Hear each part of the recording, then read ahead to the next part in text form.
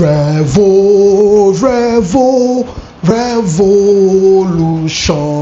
has a long way to go, but has come to stay. Cadence may go, cadence may come, but the revolution has come to stay. Revolution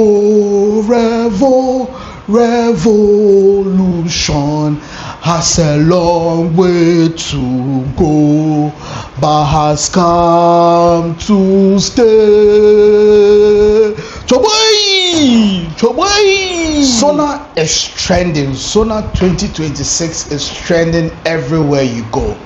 Now, we're looking at beyond the noise, the scream, the shouting, minority, majority. We are looking beyond all that, and we're going to actually do like a breakdown of what the president said, devoid of all the jargons and all the big English, the GDP, the hyperinflation and all that. We're going to do like a serious breakdown for a 5-year-old to understand what the president of the land did. Now, welcome again. And if this is your first time joining us, kindly stay and enjoy the content, unadulterated political analysis. Yeah, we're not doing biases here. We're just giving it to you as it is. Welcome back, and today we are doing like a serious breakdown of SONA 2026, what the president said, what it meant, and how it affects your life, and what it actually means to get into it. So no propaganda. We are not looking at propaganda. We are not doing party insults and all of that. No emotions. We are just going straight to what the president said and what he meant by what he said to the layman. Now, if you found value in our analysis and you want more of this, kindly subscribe and put us on post notification so that anytime we upload, you will be the first to see. So, what did the president actually say? Together, these frameworks demonstrate our determination to restore hope, not merely as a promise, but as a lived reality of Ghanaians and Africans alike.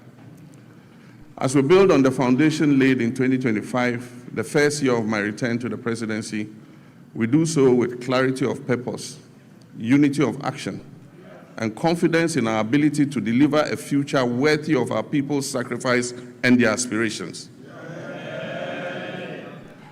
Mr. Speaker, this moment of national renewal unfolds against the backdrop of a world in profound flux. The global order we once knew is being rapidly reshaped, and the so-called rule-based international system endures only as long as it protects the advantages of those who designed it. Once emerging nations like ours begin to operate within those same rules to rebalance power, the very architects of that order prove willing to relax their commitments. Ghana, like many nations, has learned this hard truth. We cannot respond to this new reality with fragmentation, hesitation, or continued dependence. History has long taught us that resilience and prosperity will not be handed to us. They must be built deliberately through cooperation, self-belief, and strategic alignment. This era ahead demands that Africa must move from a posture of dependence to one of collective self-reliance. Mr. Speaker, it is in this spirit that Ghana has sought to play a convening and catalytic role on the continent. In the middle of last year, our capital, Accra, hosted African heads of state, policymakers, and development partners for a landmark health sovereignty summit. Together, we charted a new roadmap for healthcare financing and collaboration among African nations. And that message was clear. Africa must take ownership of its health security, pool its resources, deepen collaboration, and design financing solutions that reflect our realities rather than external prescriptions. Strong economies require healthy populations, and health sovereignty is inseparable from economic sovereignty. The same logic applies to trade, industry, and economic growth. Africa's future lies in dismantling our artificial borders removing bottlenecks that stifle commerce, and fully activating a common market that allows our goods, services, and capital and ideas to move freely across the continent. No single African country, no matter how well endowed, can thrive alone in this new global environment. Rather, when we work together, our combined markets, our youthful populations, our natural resources, and our creativity will constitute one of the greatest economic opportunities of this century. Africa must summon the courage to shape its own destiny, building genuine sovereignty across Africa. The Global South requires a deliberate and disciplined plan, one that begins with unlocking the immense human and creative potential of our young people, strengthening regional value chains to add value to what we produce, mobilizing domestic capital to finance our own development, and speaking with a single, coordinated, and confident voice in global affairs. Mr. Speaker, this is how Africa can move from promise to power, from participation to leadership, and from dependence to self-reliance. The path forward is clear. Africa must rise with confidence, unity, and purpose. And Ghana stands ready not only to rebuild at home, but also to work hand in hand with our African brothers and sisters to shape a future that is defined by shared strength, dignity, and prosperity. Mr. Speaker, we are resolved here in Ghana to operate with our eyes open, to protect our sovereignty, and to design policies that place our people first. We'll continue to engage with the world, but on terms that reflect our interests. We will uphold global norms, but we will not outsource our judgment. And we will build resilience at home so that shifts in external power do not translate into hardship for our citizens. Mr. Speaker, when I last came before this House, I spoke candidly about the depth of the challenges we had inherited across all facets of our nation. Mr. Speaker, nowhere was this national malaise more evident than in the economic sector. We inherited an economy in severe crisis, burdened by unsustainable debt, high inflation, a rapidly depreciating currency, and an escalating cost of living crisis that had left our citizens reeling from unimaginable hardship caused by years of general imprudence and reckless management of the economy. Mr. Speaker, I was clear from the outset that recovery would not come easily. But I was also clear that I'll stop at nothing to turn this situation around and bring relief to Ghanaians. I promised then that just as I have confronted and overcome crisis in the past, I'll reset our economy and return us to a path of growth, progress, and development. Mr. Speaker, I told this August House then, when I appeared before you last year, that we would have to take tough, prudent, and necessary decisions to restore stability and credibility. Today, Mr. Speaker, I can say to you with confidence, Ghana is back. Ghana is working again. And Ghana is open for business. The fundamentals are improving, and the path to sustained acceleration is very clear to everyone. From the outset, we resolved to choose discipline over waste, reform over excuses, and stability over speculation. As a responsible government, our first order of business was to halt the economic hemorrhaging and restore order to our public finances. We tightened expenditure and commitment controls. We improved payables reporting and conducted a comprehensive audit of 2024 commitments to restore credibility and discipline. Mr. Speaker, these measures have begun to deliver some of the most remarkable economic outcomes in decades.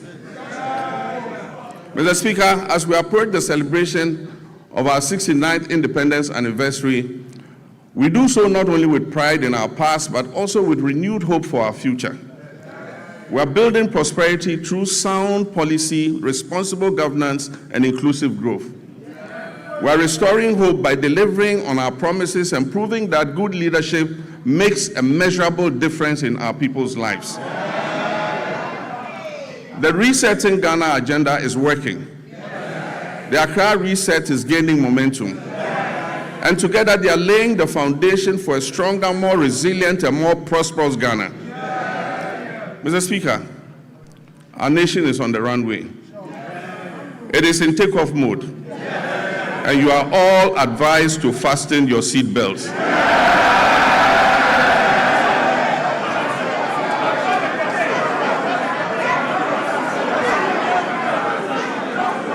Mr. Speaker, the journey continues, and the direction is set, and the hope is real.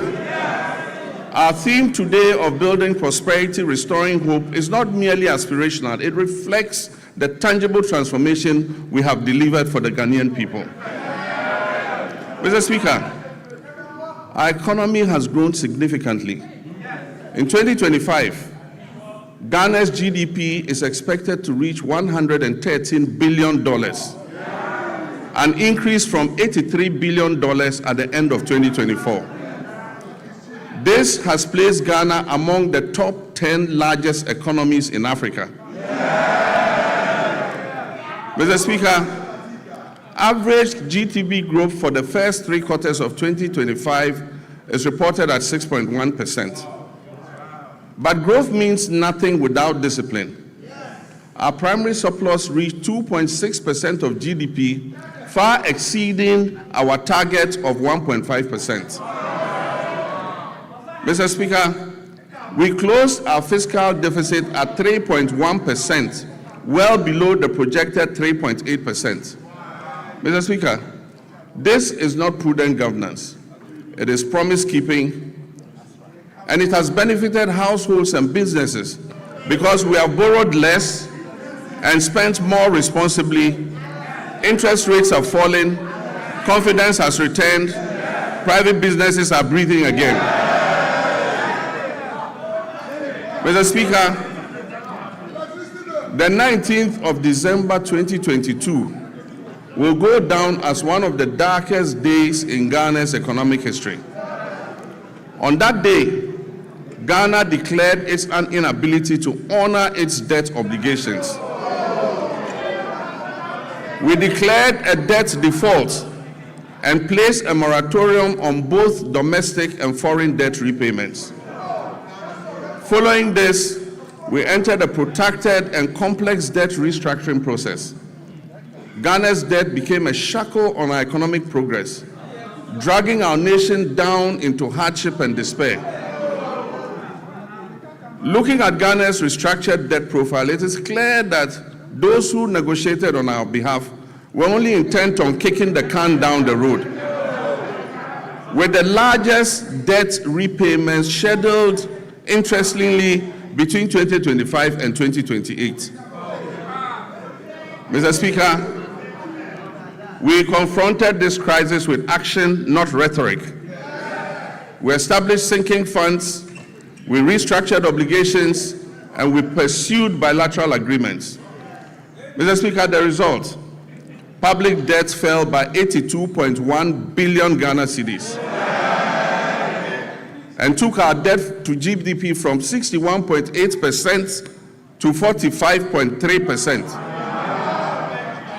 Mr. Speaker, this is one of the sharpest reductions of debt in Ghana's history. Mr. Speaker, just this year, after the New Year celebration on January 2nd, when people were still recovering from hangovers, we settled a US 709 million euro bond ahead of schedule. We settled a US dollar 709 million euro bond ahead of schedule, completing the US $1.4 billion in debt service that was meant for 2025. Mr. Speaker, and the world noticed, Fitch, Moody's, and Standard & Poor's all upgraded Ghana's credit ratings, the first triple upgrade in many years. Mr. Speaker, Ghana's credibility is restored. Ghana is rising. The heaviest burden we inherited was the very high inflation rate, which was silently eroding every household's purchasing power. It peaked at 54.1% at the end of 2022, and it declined to 23.5% by the end of 2024. Mr. Speaker, we treated this with urgency. Through fiscal consolidation, currency stabilization, and disciplined monetary policy, inflation fell from 23.5% at the end of 2024 to 3.8%.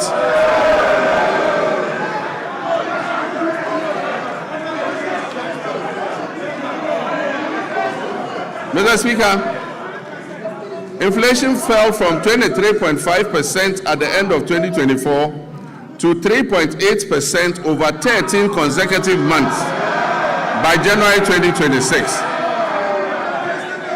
Mr. Speaker, and very interesting, food inflation, which had been the main driver of the upward pressure on inflation, fell by 26.6 percentage points. Inflation for locally produced goods fell by 22.6 percentage points. Mr. Speaker, these are not just statistics. These translate into the reality of a parent being able to put food on the table for their children. It translates into the reality of businesses thriving and creating opportunities for Ghana's young people. Mr. Speaker, petrol prices dropped from 15.2 Ghana cedis to 10.7 cedis per liter. And only recently, it dipped below the 10 cedi mark to 9.97. Diesel fell from 15.4 to 11.3. And this brought relief to our nation's 3.7 million car owners and the tens of millions of Ghanaians who depend on transport daily. Mr. Speaker, to the interesting part, exchange rate volatility has long been at the heart of hardship in Ghanaian households. We made currency stability a priority, and Mr. Speaker, we have delivered. Mr. Speaker, we did not arrest the dollar. We strengthened the cedi to put up a good fight against the other currencies.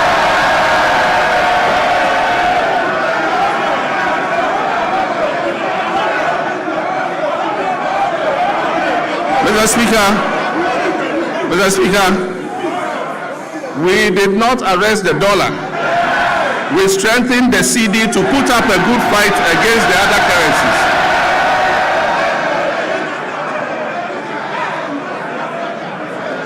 And I'm pleased to report to this House that the cedi appreciated by 40.7% against the US dollar and by 30.9% against the British pound and by 24% against the euro. Mr. Speaker, Ghana's economic turnaround is broad-based and comprehensive. All sectors of the Ghanaian economy have witnessed remarkable improvement in our first year in office. And most importantly, Ghana's economy has surpassed the 100 billion mark for the first time. And as I said, it is projected to place Ghana among the top 10 largest economies in Africa. Mr. Speaker, our reserves currently stand at $13.8 billion from $8.9 billion at the end of 2024. This covers 5.7 months of import. A key driver of this development has been the establishment of the Ghana Gold Board. By formalizing gold exports, we have reduced smuggling, we have increased recorded exports in the artisanal and small-scale mining sector from 63.6 tons to 103 tons. And we've channeled that foreign exchange into our economy. Mr. Speaker, when the cedi stabilizes, imported inflation falls, businesses can plan better, and household incomes improve.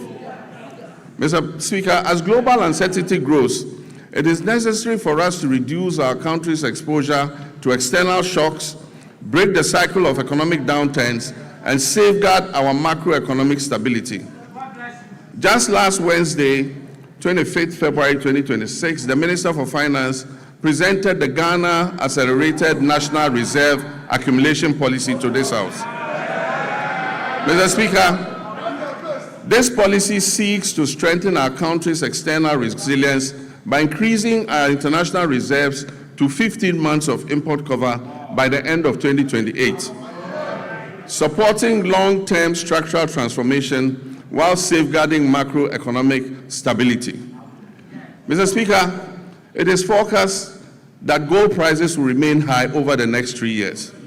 And so this presents us with a unique opportunity to build an economic war chest to withstand any global economic shocks, to secure our macroeconomic stability, and improve the standards of living of our citizens, and build a lasting prosperity for future generations. This is what the GANRAP policy seeks to achieve.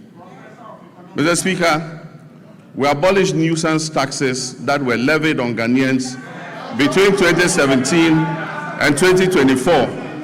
These included the e-levy, the betting tax, the emission tax, the COVID levy, and so forth. Mr. Speaker, we have reformed VAT comprehensively. One, by abolishing the 1% COVID-19 levy, decoupling Get Fund and NHIL from VAT, reducing the effective VAT rate from 21.9% to 20%, raising the VAT threshold to 750,000 Ghana cedis to exclude petty businesses, and extending zero rating on textiles up to 2028. Mr. Speaker, these fiscal reforms have effectively put 6 billion Ghana cedis back into the pockets of Ghanaians. Interest rates have fallen from above 30% to currently between 18 and 20%, freeing up credits for businesses and households. And according to the Ghana Statistical Services, over 1 million Ghanaians have found employment between Q1 and Q3 of 2025. Mr. Speaker, and 950,000 Ghanaians have escaped multidimensional poverty over the same period. Mr. Speaker, I'm pleased to report that our external position has strengthened significantly. By December 2025, our current account recorded a surplus of 9.1 billion, representing 8.1% of our GDP. This is a remarkable increase from 1.5 billion or 1.8% of GDP in 2024. These achievements have been driven by robust gold, cocoa, and non-traditional exports, and increased remittance inflows. This improvement demonstrates that our economy is gaining strength and resilience again on the global stage. We've moved decisively from planning to action on our flagship 24-hour economy and accelerated export development program. This was officially launched in 2025, and this transformative initiative is designed, 1, to unlock round-the-clock economic activity, 2, deepen our value chains across key sectors, 3, boost productivity and support export growth, and 4, create quality jobs in agriculture, manufacturing, logistics, and services.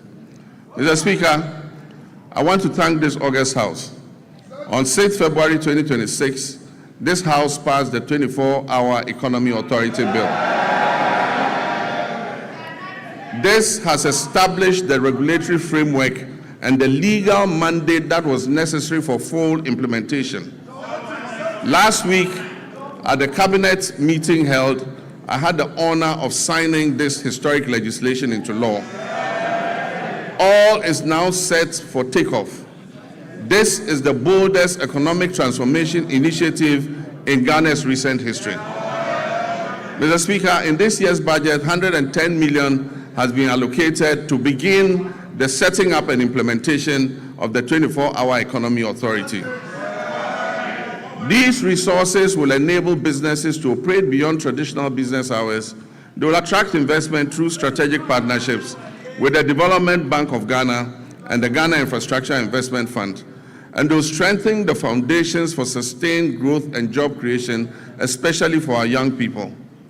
This is about building prosperity and restoring our people's hope through concrete action. Mr. Speaker, a nation that does not learn from past mistakes cannot get out of the cycle of problems that impose hardships on its citizens. We've just begun to emerge from the most devastating economic crisis in our nation's recent history. This crisis was triggered by general financial indiscipline, huge deficits, and massive debts that were occasioned by persistent and unbudgeted expenditure to meet the ends of convenient politicking. In the last week, we have had to take the painful but necessary decision to revise the producer price of cocoa to achieve competitive pricing and resolve the acute liquidity challenges in the sector. Mr. Speaker, failure to do this as others did and left a debt of 32 billion for this government to pay. Failure to do this would have meant borrowing billions in borrowed funds. Mr. Speaker, this unplanned expenditure would have taken us right back to the very devastating economic problem we have only recently begun to escape.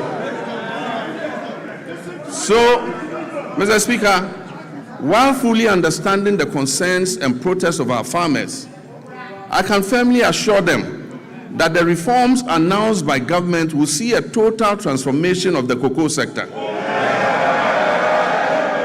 And it will guarantee them a fair and transparent price that enables them to meet the cost of producing the commodity and making decent margins.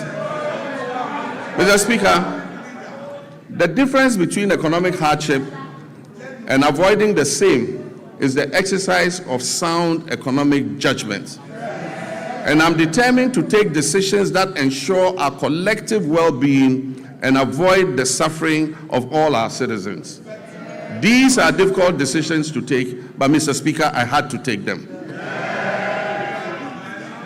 Mr. Speaker, we are bringing legislation to this House to tighten our procurement processes by banning sole source contracts, except in exceptional circumstances.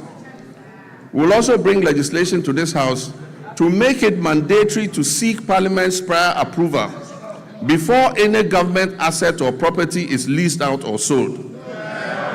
This includes lands and state enterprises.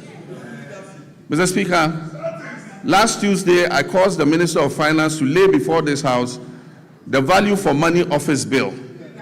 This is a landmark measure, a fulfillment of yet another campaign promise to the good people of Ghana. And this is designed to decisively end waste, inflated contracts, abandoned projects, and chronic cost overruns that have for far too long drained the public purse. All these measures are intended to improve public trust and accountability.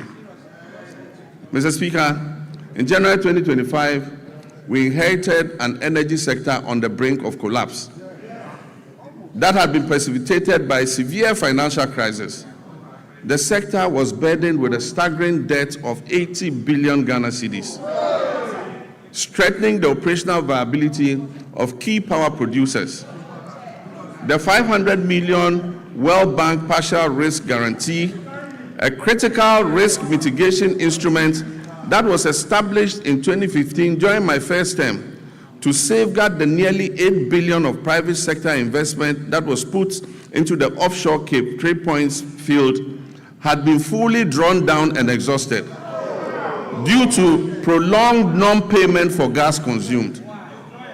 Mr. Speaker, at the distribution level, the Electricity Company of Ghana was plagued by high commercial and technical losses, collecting only 62% of the energy it purchased from generators and declaring less than 50% of its collection into the cash waterfall mechanism. Mr. Speaker, the result was severe liquidity shortfalls and power challenges throughout 2024. In the petroleum sector, years of policy inconsistency, regulatory inefficiencies, a lack of transparency, prolonged licensing processes, and unresolved legal disputes over field unitization had eroded investor confidence. Consequently, crude oil production declined by approximately 32% between 2019 and 2024. It fell from 71.4 million barrels per day to 48.2 million barrels. Mr. Speaker, I'm pleased to announce that as of December 31st, 2025, government has fully repaid and restored the entire 500 million World Bank guarantee, including interest. This has reinstated the facility in full and reaffirmed Ghana's standing as a credible and reliable partner on the global stage. Mr. Speaker, I can also announce that we are paying for every gas we are consuming today. In addition, between January and December 2025, through carefully coordinated policy actions, the government settled all outstanding gas invoices that were owed to ENI and Vitol, amounting to approximately $500 million. And so Ghana is now fully up to date with its gas consumption obligations to the Sankofa partners.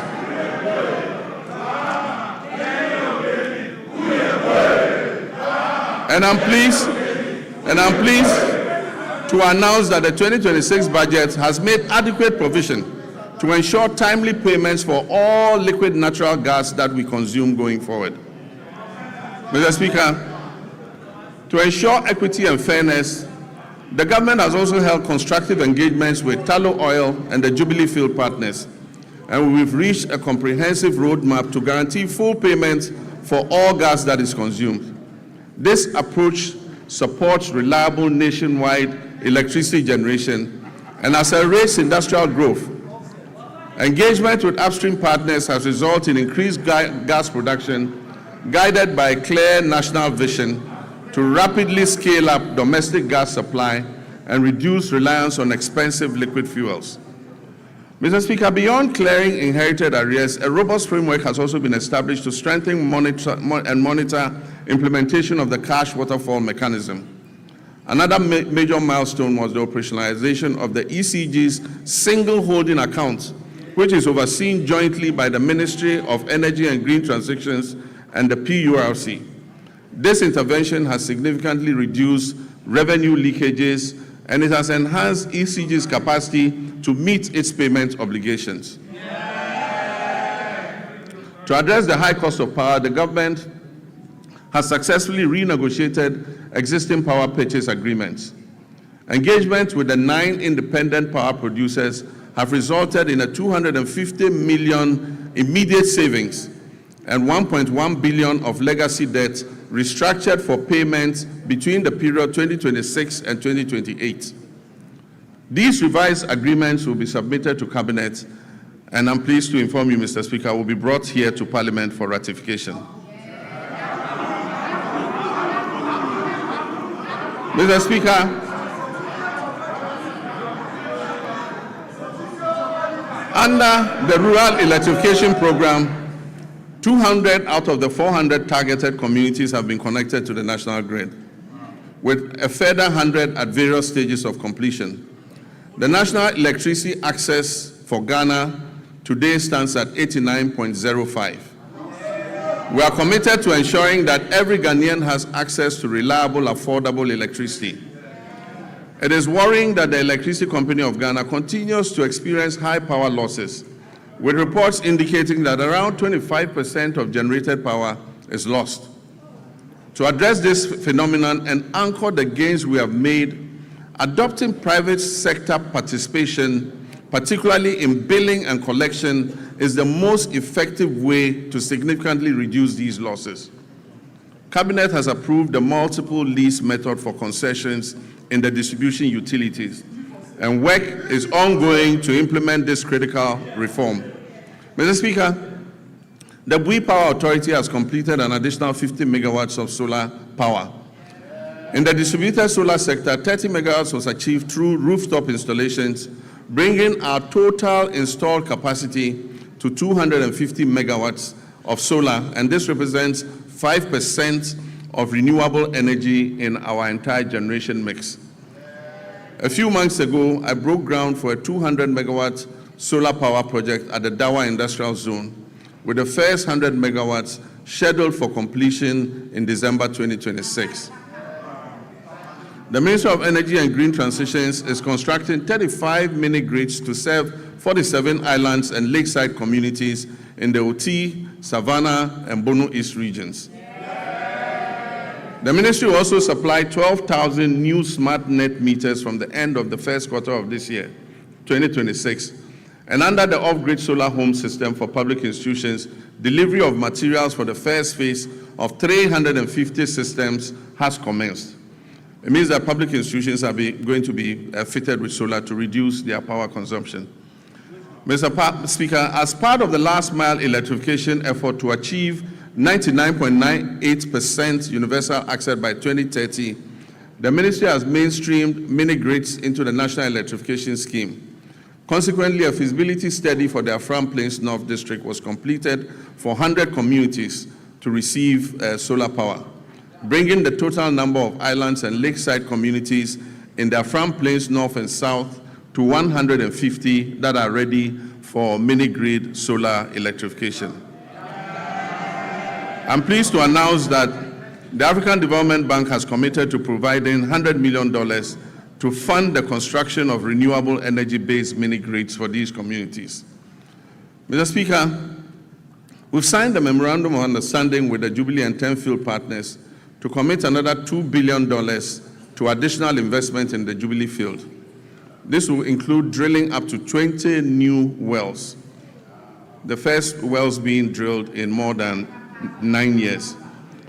Mr. Speaker, there's a second memorandum of intent with the OCTP partners, that's ENI and Vitol, to commit $1.5 billion of additional investment in the OCTP field in the Cape Tree Points Block 4 contract area, among others.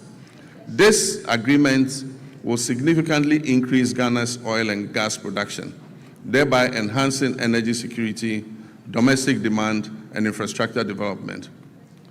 Mr. Speaker, we're on course to revitalize the Ghana Cylinder Manufacturing Company through a strategic partnership with the National Petroleum Authority, Ghana Gas, and the Ghana Commercial Bank. This will boost production, ensure a steady supply of safe LPG cylinders, and strengthen local manufacturing.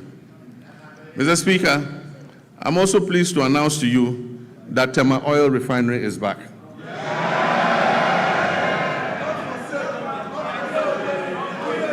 The new management of the refinery has successfully completed extensive turnaround maintenance. And I'm pleased to inform you that this August House that for the first time since 2018, the refinery has commenced processing of crude oil into petroleum products again. So, Mr. Speaker, let me assure our countrymen and women that the energy sector reforms continue unabated. I remain fully committed to turning around the sector, strengthening its foundations, and ensuring reliable, affordable, and sustainable energy security for our nation. Mr. Speaker, agriculture remains central to our national renewal. Since January 2025, this administration has embarked on a decisive reset of Ghana's agricultural sector under our Agriculture for Economic Transformation agenda, with the Feed Ghana program serving as the flagship vehicle for implementation. Our objective is clear: to restore food sovereignty, stabilize food prices, reduce import dependence, increase decent jobs, especially for youth, and reposition Agri as a strategic growth sector under our 24-hour economy policy. Mr. Speaker, as of January 2025, food inflation stood at 28.3%, following an unprecedented peak of 61% in January 2023. This situation placed severe pressure on households and undermined national stability. Today, food inflation has declined significantly to 4.9%, and this has provided relief to Ghanaian families and businesses. Mr. Speaker, this year we have committed 300 million Ghana cedis to the National Food Buffer Stock Company to mop up excess produce, to stabilize prices, and build a strategic national food buffer against emergencies, marking the first time Ghana has deliberately built a food reserve for national resilience. Over 413 institutions, from basic schools through to tertiary institutions, have been registered and are actively participating in the Feed Ghana program. Institutional farming is currently being undertaken by the Ghana Armed Forces, the Ghana Prison Service, the National Service Authority, basic and second cycle schools, public universities, and faith-based organizations, including churches and mosques. A key pillar of the Feed Ghana program is the home gardening initiative. Across the country, families are being encouraged to grow vegetables at home and in their communities to reduce food expenditure, improve household nutrition, and enhance food availability. The Feed Ghana program is also firmly anchored on irrigation for wealth creation. Government is deliberately shifting our agriculture from rain-fed dependence to irrigation-based farming to support year-round production and also strengthen our climate resilience. And so over the past months, processes have begun for the following interventions: the construction of 2 new mega dams, the rehabilitation of 8 existing irrigation dams, and the construction of 250 solar-powered boreholes for farming communities and schools across the Northern Belt and Brong-Ahafo regions. In addition, major irrigation schemes, including the Via, Weta, Tanoso, Bong, Ashaman, and Aveime, are undergoing rehabilitation, while new inland valleys covering over 1,300 hectares are being developed to expand rice production. Under the Global Agriculture and Food Security Program, we've launched a 20 million agro-input distribution project to strengthen food and nutrition security across the Northern Savannah Ecological Zone. This project is being implemented in 12 districts across 6 regions, with a target of 50,000 farming households, including 30,000 women and youth. It will support the production of key staples such as maize, rice, soybean, cowpea, granules, while promoting year-round vegetable cultivation through solar-powered micro-irrigation schemes for farmers groups and selected schools. The project is also supporting backyard and commercial poultry production, as well as the distribution of fertilizer and certified seeds to participating districts. This will help strengthen the poultry value chain. We're working to fulfill the promise of establishing farmer service centers across the country to modernize agriculture. Procurement processes are underway for a total of 660 tractors, 400 combine harvesters, and other agricultural equipment and implements. The first 11 farmer service centers will begin construction this year and will provide affordable access to land preparation, harvesting, storage, input supply, extension services, and equipment leasing, especially for smallholder farmers. Mr. Speaker, in the next 2 weeks, I'm going to cut short for the first farmer service center in the Afram Plains. Mr. Speaker, agricultural extension remains the backbone of productivity, and to address the current gap between farmers and extension officers, 540 motorbikes have been procured to improve extension coverage. 150 of those bikes have already been distributed, and we're employing 400 Feed Ghana district coordinators nationwide, while 10,000 young Ghanaians are being enrolled under a 4-year national service agripreneurial program with annual absorption into permanent employment. So far, 3,000 youth have been posted by the National Service Authority under the Agripreneur program. This intervention is strengthening frontline service delivery and creating employment opportunities for young people. We're also placing farmer cooperatives at the center of our agricultural transformation plan. As of October 2025, 70,000 community commodity-focused farmers cooperatives had been established nationwide. And they are serving as platforms to access inputs, mechanization services, climate advisories, aggregation, and fair market negotiation. Government is actively linking farmers to agro-industrial investments to stabilize prices, create jobs, and accelerate Ghana's journey towards food security.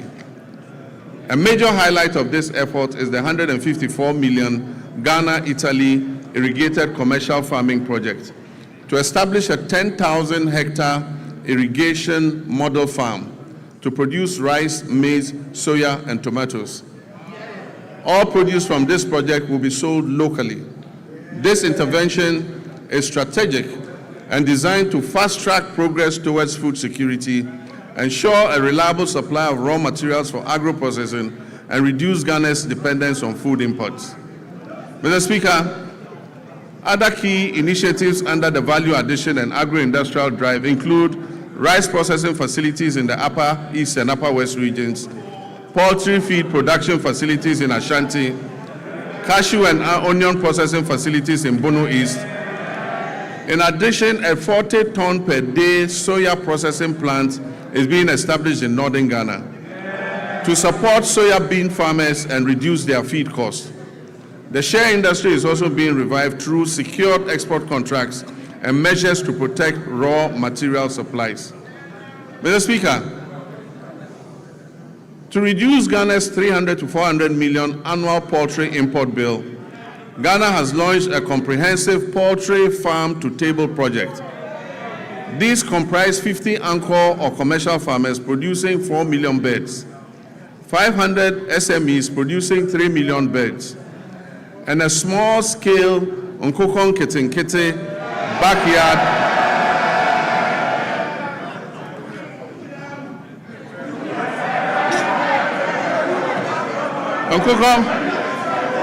and a small-scale Nkokon Kitinkiti backyard poultry program that is targeting 3 million birds nationwide, with emphasis on women and young children. Mr. Speaker, the Nkokon Kitinkiti program is underway as I speak, and the target is to reach 60,000 households. Even before I launched the Nkokon Kitinkiti program, 720 beds had been distributed during the pilot phase to 13,000 farmers in 12 districts. I recently opened a poultry processing factory in Bichim to support expected production growth in the poultry sector. Mr. Speaker, education is important, and it remains pivotal to our national transformation agenda. In this regard, the year 2025 was both eventful and momentous for Ghana's education sector. I'm pleased to report that all the flagship initiatives and commitments that were contained in our Reset Agenda Manifesto have been faithfully honored during the year under review. The No Fee Stress initiative was successfully launched in Koforidua, and as I speak has benefited over 152,000 young people, first-year students in public tertiary universities. The number of beneficiaries this year is projected to reach 220,000 first-year students. In collaboration with the Student Loan Trust Fund, I have good news for law students. Law students in Ghana will also be now able to access the student loan scheme to pursue their legal education. Mr. Speaker, the free tertiary education policy for persons with disability has also been launched and is now fully benefiting all eligible persons with disabilities enrolled in our tertiary institutions nationwide. Mr. Speaker, the 2025 academic year saw a stable, uninterrupted supply of quality food to all our schools under the free senior high school program. Mr. Speaker, to further deepen coordination, accountability, and effectiveness in the education sector, this Honorable House passed several important pieces of legislation.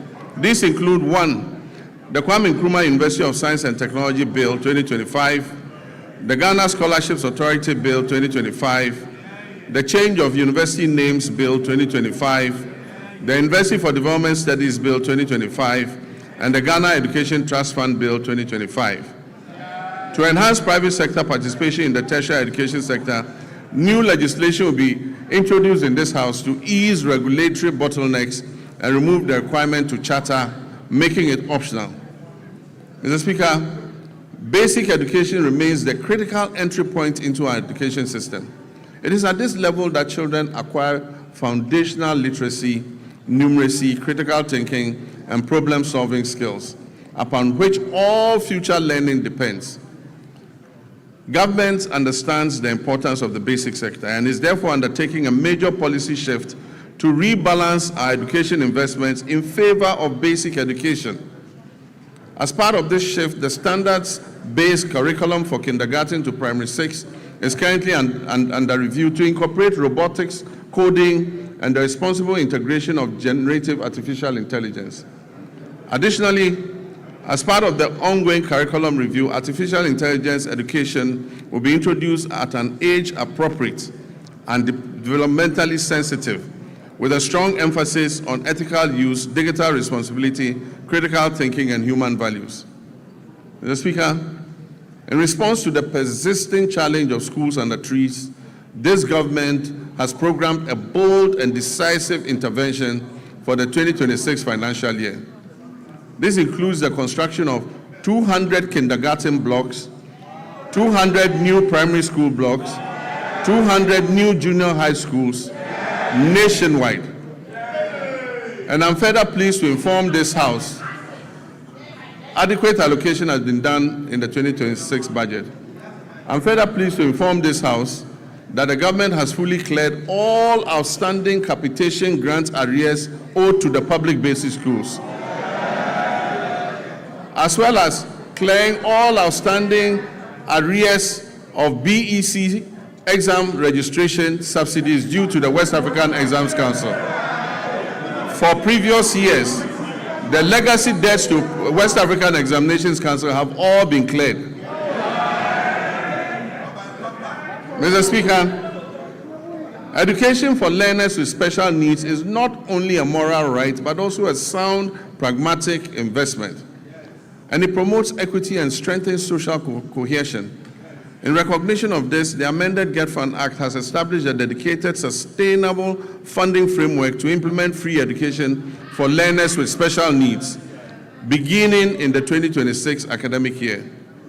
Government has also increased the daily feeding grant for students in public special schools from 8 cedis per day to 15 cedis per day. This significant increment reflects our resolve to address the unique nutritional and health needs of learners with disability. In addition, Mr. Speaker, we'll construct a modern state-of-the-art special needs school in Ho in the Volta region, and we'll rehabilitate and upgrade the existing special needs schools in Okropong, Ekwapim, in fulfillment of our pledge also to provide free sanitary pads to schoolgirls as part of efforts to improve menstrual hygiene and reduce absenteeism among female learners. A total of 12.2 million packets of sanitary pads were distributed to girls in public schools across the country in 2025. Mr. Speaker, we allocated in this year's budget 292.4 million Ghana cedis to sustain the free sanitary pad initiative. This commitment aims to remove gender-specific barriers to education and ensure that no girl's education is interrupted due to challenges related to her menstrual hygiene. Mr. Speaker, as part of efforts to decongest senior high schools and increase access and ensure parity in educational opportunities, government is going to convert and upgrade 30 Category C secondary schools to Category B, and convert and upgrade 10 Category B schools to Category A. In addition, facilities in Category A schools are going to be upgraded and expanded to be able to take in more children. Technical and vocational education and training remain a critical pillar of our strategy to address youth unemployment and accelerate skills development. Government will construct 6 brand new regional TVET centers of excellence across the country to equip our young people with practical, industry-relevant skills aligned with the demands of the evolving job market. We're also undertaking a review of the national curriculum to align with the OECD Future of Education and Skills Framework. This will make TVET education more adaptive and resilient. Mr. Speaker, to expand access to higher education and support balanced regional growth and meet the rising demand for quality tertiary education, we've entered international partnerships to establish 2 new public universities, one in Kentapor in the Bono East region, another in Jasikan in the Oti region. I'm happy to announce also that a grant has been sourced from China to establish a new public university in Damango in the Savannah region. Mr. Speaker, technical universities play a critical role in closing the skills gap and reducing youth unemployment by delivering high-quality, industry-aligned and practice-oriented training within a broader policy framework that stimulates labor demand. In this regard, government is going to establish 3 new technical universities to strengthen skills development, enhance innovation, and support national industrialization efforts. Mr. Speaker, the Teachers Housing Initiative is a joint effort involving district assemblies, Common Fund, Get Fund, NAT, and JESOPs. And the aim is to build 50,000 housing units for teachers. This initiative is called the Teacher Dabre, maybe a Teacher Beda. This partnership demonstrates our collective dedication to enhancing teachers' living conditions and boosting the retention of teachers, especially in rural and remote areas, and ensuring that teachers can live, work, and retire with dignity and security. Mr. Speaker, by prioritizing equitable access and expanding infrastructure, we're investing in human capital and laying the foundation for a Ghana where every child can learn, grow, and succeed. Mr. Speaker, our health system. By January 2025, our health system was under severe strain. Aging and deteriorating equipment, stalled hospital projects amounting to 15 billion Ghana cedis in liabilities, and growing workforce pressures had weakened service delivery. Over the past year, donor support to our health sector declined sharply from 19% of our total health budget to just 2.2% today, creating an annual financing gap of more than 2.4 billion Ghana cedis. The withdrawal of support from programs previously financed by partners such as the USAID exposed the vulnerability in essential supplies and services, particularly in remote and underserved communities. Faced with these realities, my government chose to act decisively. In 2026, direct government funding for health will account for about 72% of our total health spending. This is up from 56.8% in 2023. Core health allocations have risen to GHS 23.3 billion, and with national health insurance resources included, total health financing now stands at 34.7 billion Ghana cedis. This reflects our clear commitment to domestic financing and health sovereignty. At the same time, we have faced the growing burden of non-communicable diseases. Today, non-communicable diseases account for over 40% of all deaths in Ghana. and remain a major cause of household poverty. To address this, the government established the Ghana Medical Trust Fund, otherwise called Mahama Cares.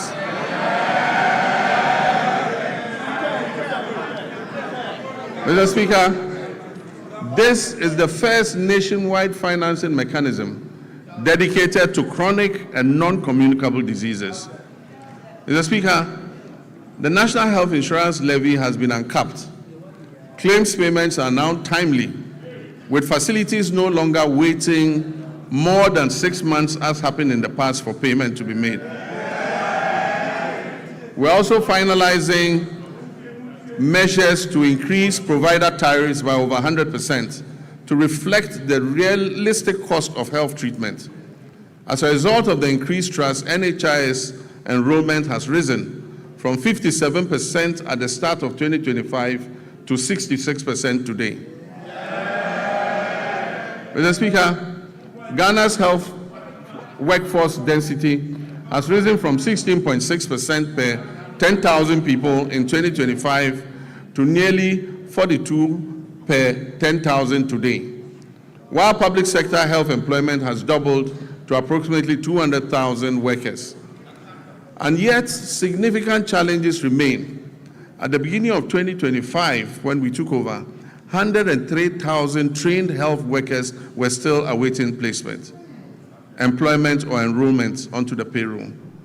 Over the past year, 13,500 nurses and midwives, along with hundreds of doctors and pharmacists, have been absorbed into the public payroll. Nursing trainee allowances have been regularized and restored. Application fees have been reduced, and the no-fee stress initiative introduced to ease access to training has been extended. Service conditions are being implemented to boost morale and retention. Looking ahead, government will expand recruitment and take necessary action to add more health workers onto the payroll. We will also correct the maldistribution of health workers through targeted incentives for health workers who agree to serve in underserved areas. Let me use this opportunity to appeal to our gallant health workers to accept postings to our underserved areas, seeing as it is a national call to duty, while we work to ensure that they have an enabling environment to do their work. Mr. Speaker, we'll also scale up specialist and advanced nursing training to match the country's changing disease profile. New post-basic nursing programs in cardiology, nephrology, endocrinology, and oncology will be introduced. While the two existing ones, emergency and critical care nurses, will be scaled up. At least 30 nursing training institutions will transition to competency-based degree curriculums, supported by new scholarship opportunities for PhD-level training for nurses and allied health professionals. Mr. Speaker, on health infrastructure, my government remains firm in its commitment not to abandon unfinished projects. We'll continue to retool facilities, strengthen emergency and disease surveillance systems, and ensure that health infrastructure is properly aligned with staffing, equipment, and financing.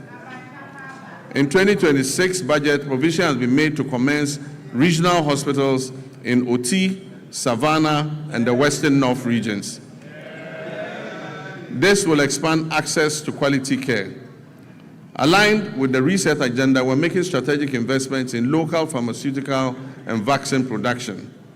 The government has allocated 50 million in seed funding to the National Vaccine Institute. And in 2025, a local manufacturer secured market authorization to produce snake venom antiserum right here in Ghana. We're also finalizing steps to implement an advanced market commitment to prioritize locally manufactured vaccines and pharmaceuticals in public procurement. Production of the tetanus diphtheria vaccine is expected to commence this year through a partnership with an Indonesian pharmaceutical firm. Disease control remains our priority in our country's immunization financing. We will strengthen immunization financing. In 2025, the vaccine budget for children and pregnant women was increased by 46%, exceeding the 171 million Ghana cedis. And this enabled Ghana to fully and promptly finance all its vaccines and reduce the risk of preventable outbreaks. In 2025, we also introduced the HPV vaccine to protect young women and girls against cervical cancer. Mr. Speaker, Ghana's HIV prevalence rate is estimated at 1.6%. And as I speak with you, there are about 350,000 of our countrymen and women living with HIV and AIDS. Mr. Speaker, although prevalence is low, some population segments and regions have significantly higher incidence than the national average. The Ghana AIDS Commission has been tasked with ensuring the availability of testing and antiretrovirals. This year, government will fully roll out a free primary health care program, removing all cost barriers at the primary level where it is most needed, while strengthening prevention, screening, and health promotion, especially for non-communicable diseases. The Ghana Medical Trust Fund will be scaled up, and access to advanced cardiac care, including cardiac catheterization services at Tamale, Kolebu, and Komfo-Anokye Hospital, will be expanded to reduce overseas referrals and position Ghana as a center for specialized care in the sub-region, in line with our medical tourism objectives. Mr. Speaker, the Ministry of Health is expected to issue guidelines to eliminate the unacceptable no-bed syndrome. Patients facing medical emergencies must be received and given help, if even under makeshift conditions. You don't need to have a comfortable bed to save a patient. No patient must be turned away from any health facility they report to. Mr. Speaker, but in the meantime, government will expand capacity by implementing the Rich Hospital Phase 2 project to increase the number of beds at the Greater Accra Regional Hospital. We will also continue and complete the Police Hospital project, and also continue and complete the La General Hospital. Mr. Speaker, in the Ashanti region, we will complete the Sewa Regional Hospital. We will complete the Aferi Military Hospital, and we will complete the Komfo-Anokye Teaching Hospital Maternity and Children's Block. Mr. Speaker, we remain on course to build a stronger, more resilient, and more self-reliant health system for all Ghanaians. Mr. Speaker, roads are a very important sector. We inherited a burden of significant financial obligations and structural pressures in the road sector that had accumulated over the years. As of December 2024, outstanding payments on road projects financed through the consolidated fund stood at 21 billion Ghana cedis. These were certified works executed by contractors across the country for which payment had not been made. In addition, indebtedness to contractors that was lodged with the Ghana Road Fund Secretariat and awaiting payment amounted to 5.43 billion Ghana cedis. This figure excludes accruing interest charges, which continue to compound the state's financial exposure. Mr. Speaker, beyond these areas, we inherited also contractual commitments, that is signed contracts, totaling more than 104 billion Ghana cedis. These commitments represent signed contracts for road projects at various stages of execution, many of them without corresponding secured funding to guarantee timely completion. By the end of 2025, the Ministry of Finance and Roads had cleared arrears amounting to almost 10 billion Ghana cedis owed to road contractors. And we are steadily continuing to reduce the road sector debts. Mr. Speaker, the famous Big Push infrastructure program. This is my vision for a national infrastructure drive to restore critical national infrastructure. Naturally, the bulk of the money is dedicated to the road sector. We want to open economic corridors, create jobs, and reduce the cost of doing business. Mr. Speaker, as I speak to you, work has started on 50 major road projects that cover a distance of 1,144 kilometers. The total estimated cost of these projects is 50 billion Ghana cedis. Meanwhile, government is also completing 23 projects that were awarded by the previous administration but were not paid for. These projects amount to another 573 kilometers and are estimated to cost 15 billion cedis. So if you add that to the 1,500, it means about 2,000 kilometers of roads are currently undergoing rehabilitation as I speak. This is the biggest major investment in our road sector in the history of Ghana.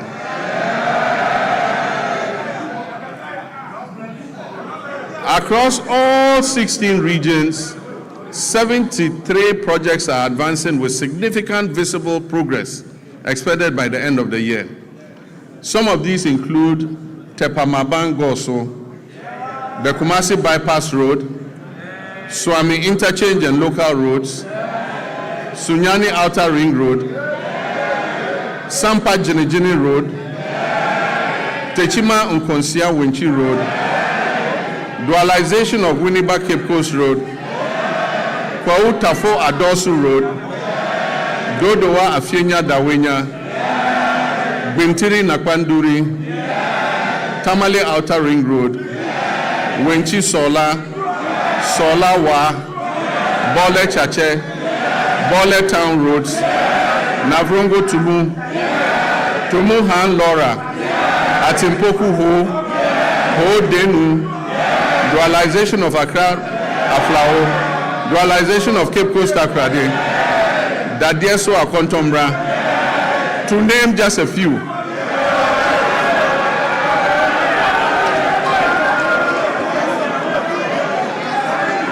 Mr. Speaker,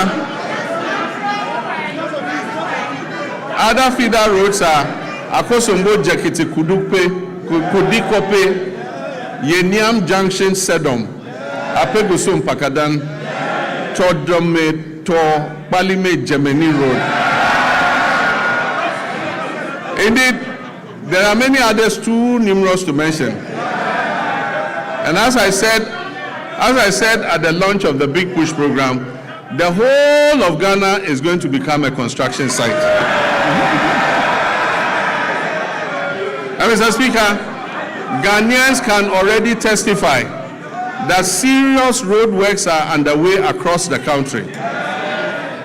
Mr. Speaker, the Accra-Kumasi Expressway will be a 198.7 kilometer, 6-lane high-speed motorway. This expressway is designed to connect Ghana's two largest cities, Accra and Kumasi, and it will reduce the traveling time between Accra and Kumasi to approximately 2.5 hours. Mr. Speaker, this new alignment will have 8 interchanges and will be Ghana's first true expressway. And so government has established the Accra-Kumasi Expressway Limited, which is a subsidiary of the Ghana Infrastructure Investment Fund, as the concessionaire that will be mandated to design, to finance, construct, operate, and maintain the expressway, with the Ministry of Roads and Highways as the contracting authority. The project delivery is structured as a long-term concession of up to 50 years. Mr. Speaker, this expressway will be Ghana's first purpose-built expressway with limited access points, so goats and sheep cannot cross at any point. Mr. Speaker, it's designed for higher speed limits and modern safety infrastructure to reduce travel time and improve road safety. Preparatory activities including feasibility studies, the detailed designs and cost assessments are currently underway.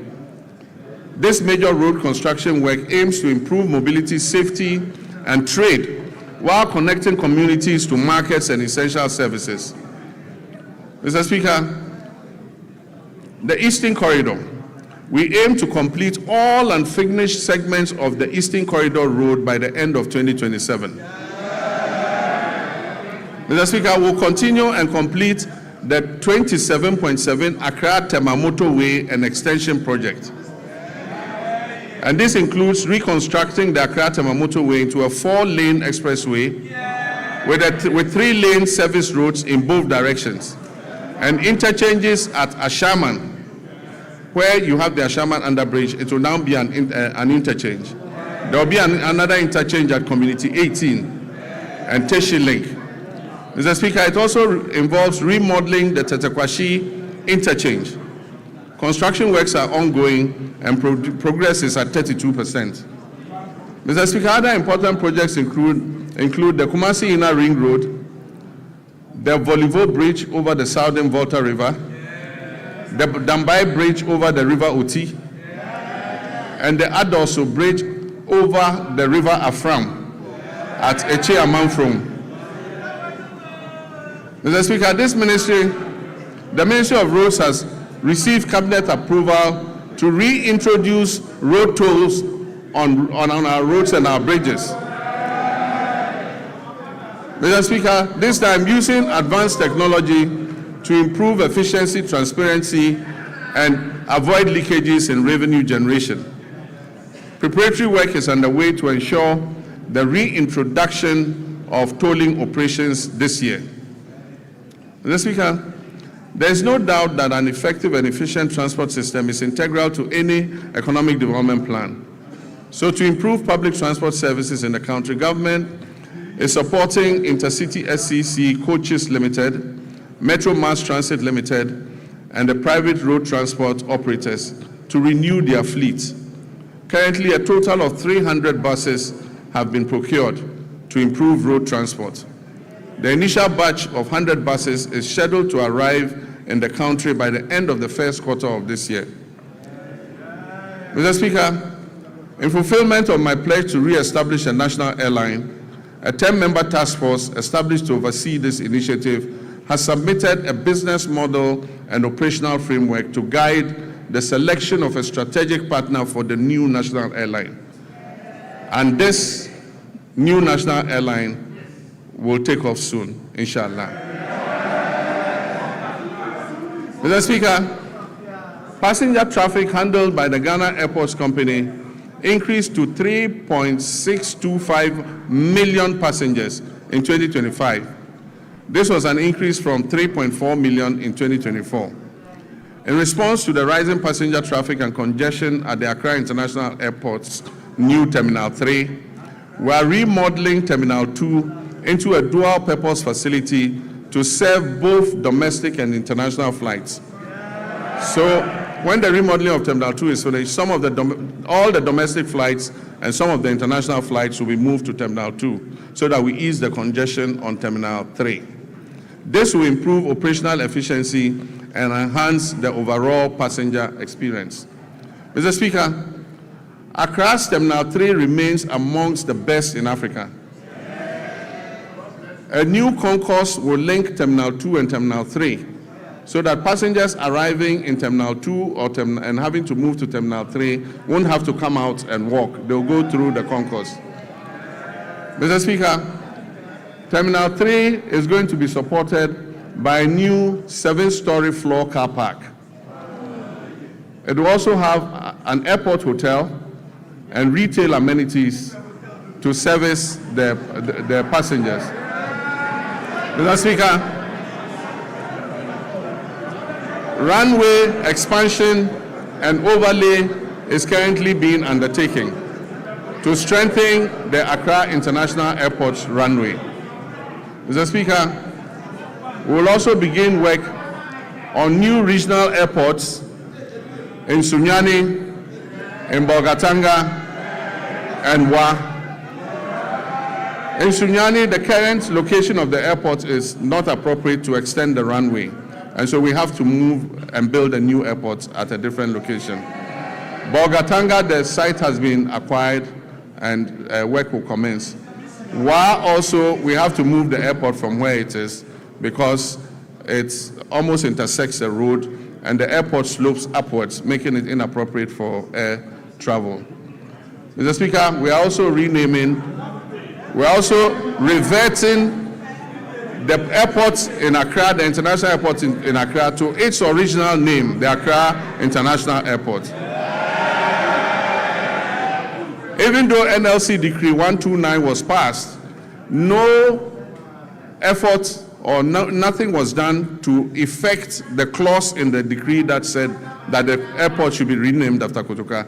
So in all international records in ICAO and IATA, that airport in Accra, the international airport, remains named Accra International Airport. Mr. Speaker, we are working to fully operationalize the Tema and Pakadang rail line to maximize passenger and freight traffic between Tema and the north using the Volta Lake waterway. The Western and Eastern railway lines will continue to be modernized in partnership with the private sector. These projects are aimed to support the efficient transport of container and bulk cargo to and from our ports, as well as to facilitate the efficient haulage of minerals from mines in Osuta, Awaso, and Yunahing to the Takoradi port, while also providing passenger transport along the respective rail corridors.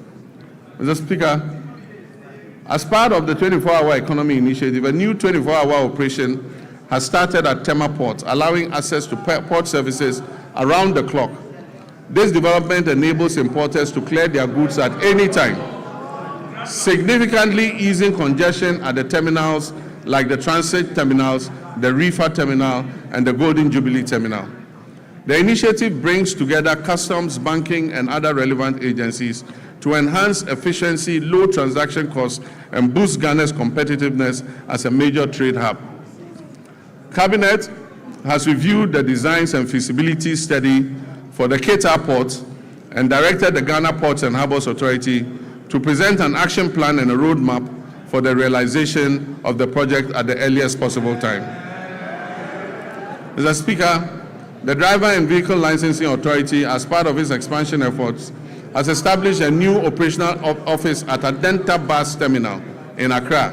If you need any service in the night from DVLA, go to Adenta. There's an office open there day and night. Mr. Speaker, this modern facility operates around the clock, providing continuous service to improve accessibility and convenience for our motorists in Adenta municipality and the whole general Accra area. Mr. Speaker, communications is important, and under the Rural Telephony and Digital Inclusion Project, implemented through the Ghana Investment Fund for Electronic Communications, GIFEC, we extend voice and data connectivity to unserved and underserved communities.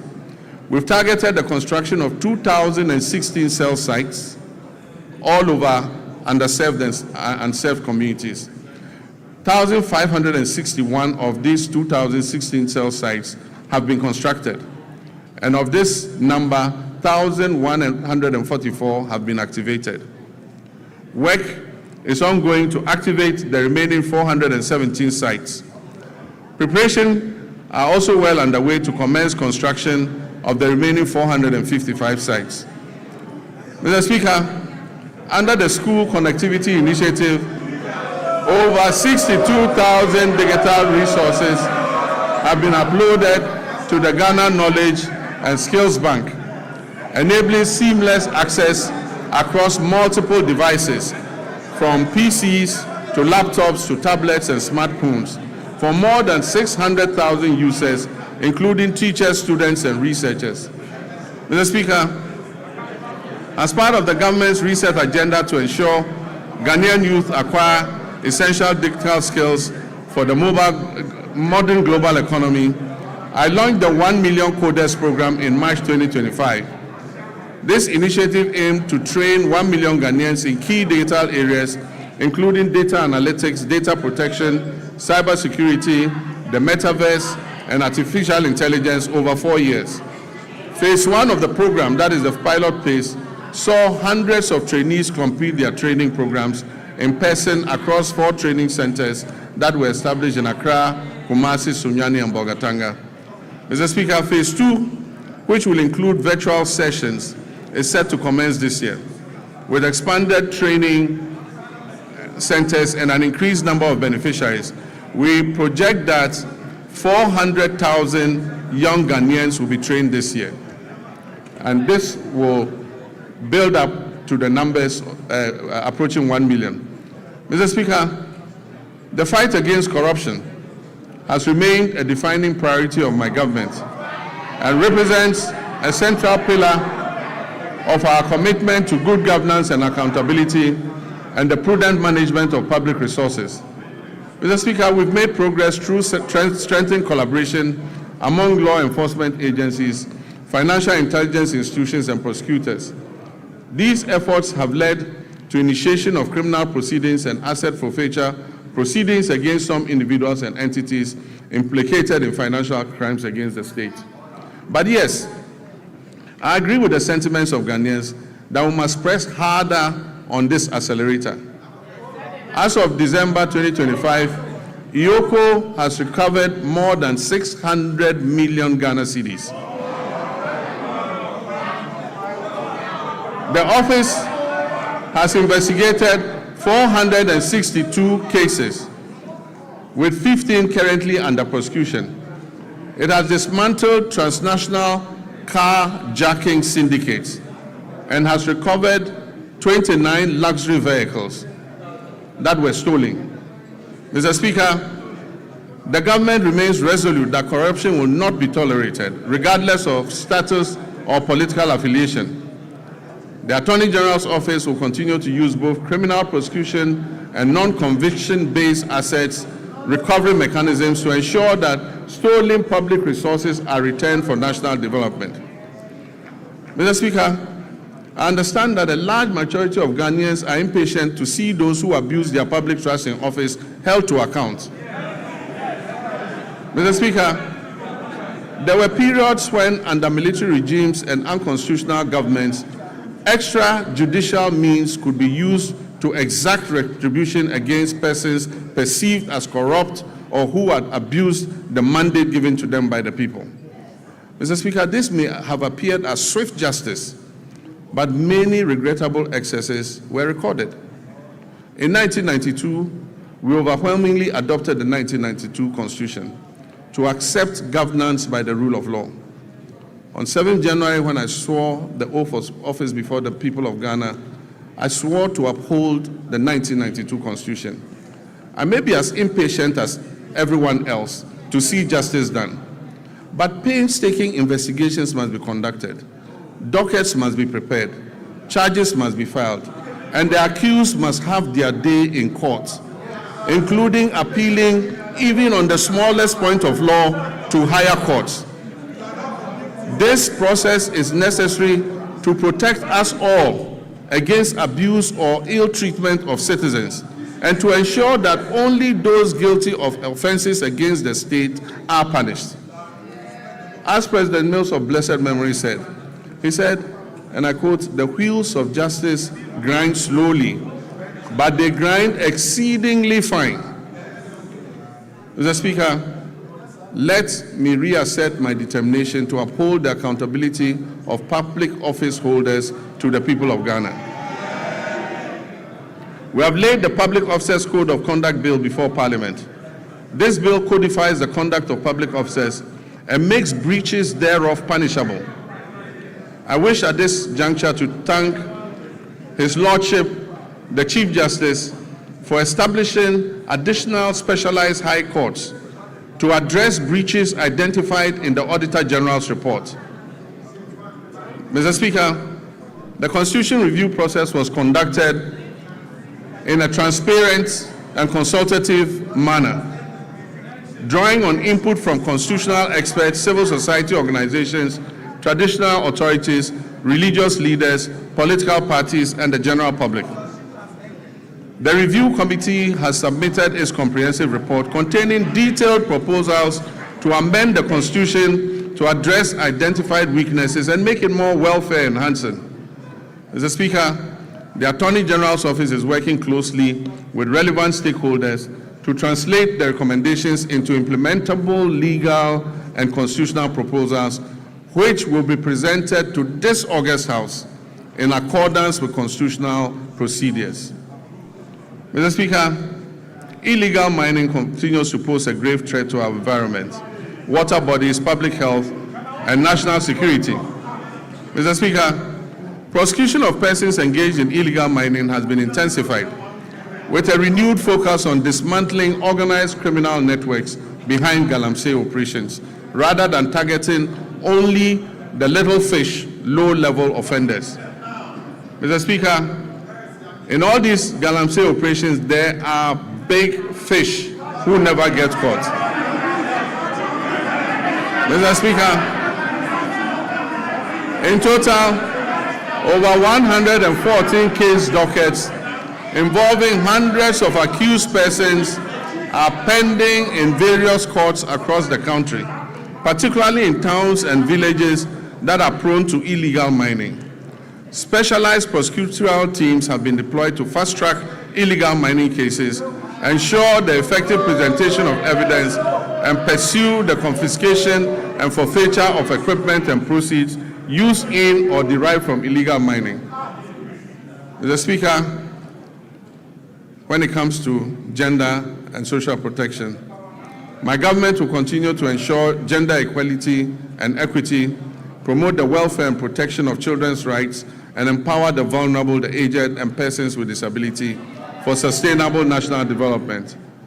Work is well advanced on the Women's Development Bank, for which a total of 401 million Ghana cedis has been allocated in the 2026 budget. The coming months will see a full rollout of this monumental policy to empower Ghanaian women and women-owned businesses economically and financially. Mr. Speaker, the Ministry of Gender and Social Protection has successfully honored all legacy leave payment cycles for 2025 and before, reaching 1.5 million people.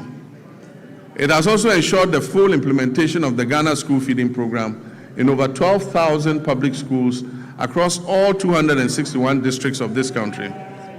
Mr. Speaker, the number of beneficiary pupils under the school feeding program has increased from 3,801,491 for the 2023-2024 academic year to 4,231,059 for the 2024-25 academic year. This program is providing gainful employment to 34,000 caterers and cooks nationwide. Mr. Speaker, in the security sector, Ghana faces evolving security threats. Our troops, services, and agencies have, however, remained firmly committed to strengthening national peace and security, which underpin our democracy, development, and social cohesion. This commitment encompasses internal security operations, international peace support missions, strategic investment in restructuring and retooling and improvement in troops' welfare, recruitment, and capacity development. Mr. Speaker, two recent incidents are evidence of the increasing dangers we face as a nation. The killing of 8 of our compatriots who had gone to a neighboring country to purchase tomatoes, and just yesterday, an attack on Ghanaian fishermen in our waters by pirates reinforced the need for us to retool and adequately equip our security services. Mr. Speaker, I wish to commend the Ghana Armed Forces for conducting a successful medical evacuation of our injured compatriots from Burkina Faso. I also commend the Ghana Navy and the Ghana Air Force, the National Security Council Secretariat, the Chief of Staff's Operations Team, the MP for Ewutu Senya, the Chief Fisherman and people of Senya Breku for the combined effort that successfully rescued all the stranded 71 fishermen who had been attacked by pirates. I've asked the National Security Coordinator to assist the affected fishermen and replace the stolen outboard motors and fishing gear. Mr. Speaker, the armed forces continues to play a key role in containing illegal small-scale mining through the deployment of river guards and support for the National Anti-Illegal Mining Operations Secretariat and assistance to special courts for swift prosecution of offenders. Mr. Speaker, during the year, the Ghana Armed Forces had 2,119 troops with requisite equipment deployed in various peacekeeping missions, reinforcing Ghana's reputation as a dependable and professional contributor to international peacekeeping operations. While Ghana continues to maintain an enviable reputation in international peacekeeping, we must note that many of these peacekeeping theaters where we have operated are winding down due to reduced budgets for UN peace support operations. And so as our troops return home, we must create opportunities for them to train, to remain active, and stay engaged. Mr. Speaker, beyond peacekeeping operations, Ghana continues to demonstrate its strong commitment to international solidarity, humanitarian assistance, and South-South cooperation.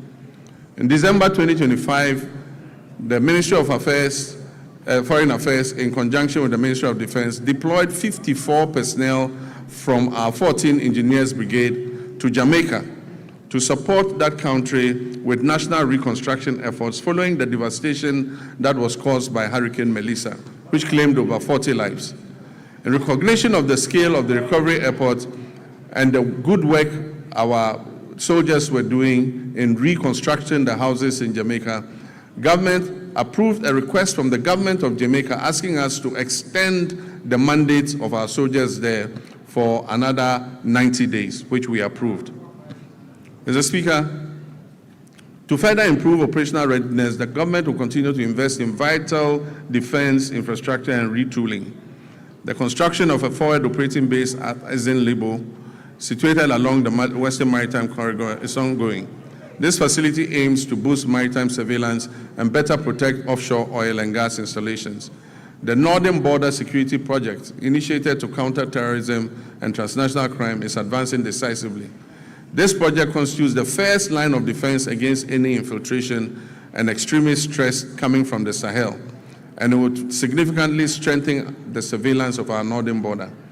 Plans are well advanced to establish 2 new military barracks in Ejumako in the central region and in Dambai in the Oti region to address emerging security concerns and strengthen the presence of the state in these areas.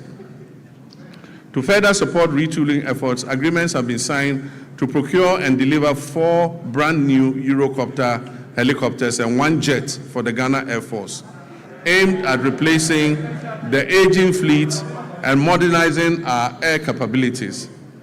The Ghana Armed Forces is carrying out a thorough overhaul of previously grounded aircraft, which involves replacing essential components and bringing them back into service.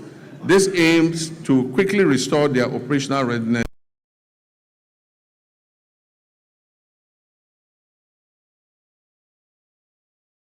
vehicles for the Ghana Armed Forces to enhance mobility and boost troop morale. It forms part of a broad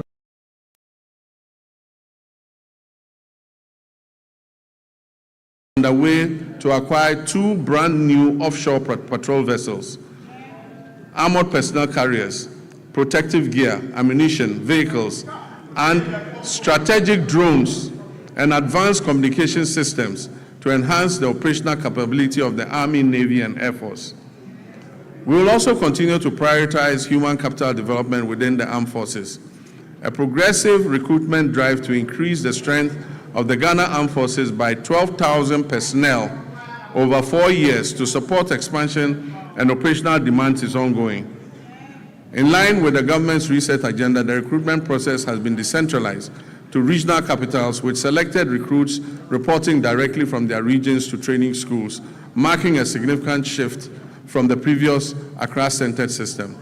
Mr. Speaker, on a very solemn note, I wish to express my condolences to the families of 6 of our young daughters who died during the stampede at the Elwak Stadium. May their memory be blessed and may they rest in perfect peace. Mr. Speaker, following the revised gratuity regime that was introduced in 2020 under the stewardship of Honorable Nitiwu, extending service by 5 years, under Constitutional Instrument 129. Arrears have accumulated. Nitiwu is my friend, don't worry. Arrears have accumulated, Mr. Speaker, because no budgetary provision was made over the 4 years that followed.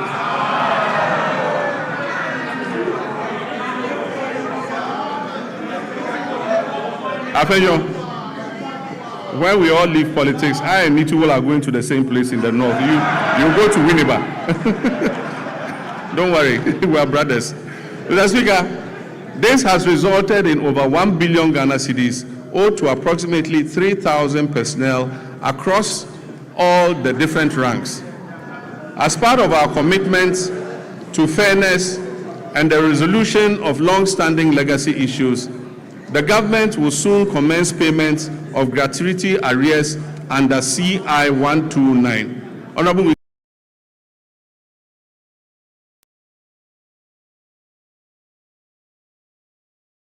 by the current military high command with the Ministry of Finance and the Ministry of Defense, a structured implementation plan has been agreed upon. This will bring closure to the issue that has been outstanding since 2020, and it will ensure that affected personnel receive their rightful entitlements. Mr. Speaker, the Ghana Police Service has also received 40 armored vehicles and 100 pickup trucks to enhance their operations. Other security agencies such as the Fire, Prisons, Immigration, BNI, and Narcotics Control Commission will also be retooled to enhance their efficiency. Mr. Speaker, let me take this moment to commend the IGP and his men for the recent major successes they are chalking in bringing dangerous criminals to justice. The trust of the Ghanaian people in their police service is rising again, and I urge you to keep up the standard. Mr. Speaker, Ghana's foreign policy remains a central instrument for advancing our national development, for safeguarding our sovereignty, and projecting our values on the global stage. At a time when the global environment is characterized by profound geopolitical shifts, economic uncertainty, climate-related challenges, and evolving security concerns within our sub-region, government has taken deliberate steps to ensure that Ghana's engagement with the world is purposeful, strategic, and responsive to the needs of our people. In this regard, the Ministry of Foreign Affairs has stepped up efforts to align Ghana's external relations with our domestic development priorities. Mr. Speaker, in West Africa, Ghana continues to pursue a policy of good neighborliness, solidarity, and constructive cooperation with all countries in the sub-region. We remain firmly committed to the vision of a peaceful, stable, prosperous, and integrated West Africa, grounded in mutual respect, dialogue, and collective responsibility.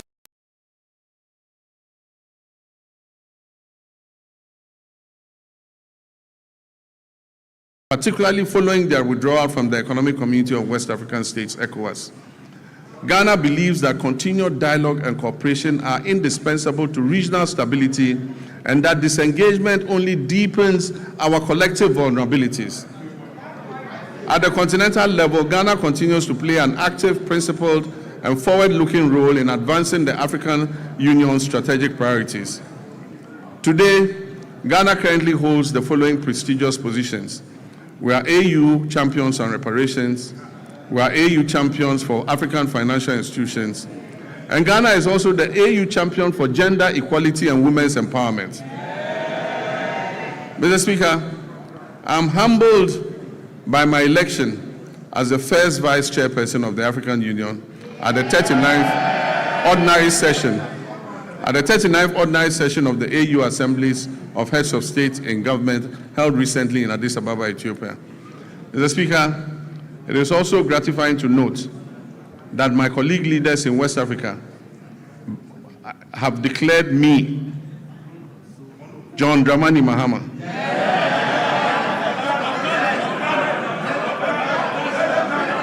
President of the Republic of Ghana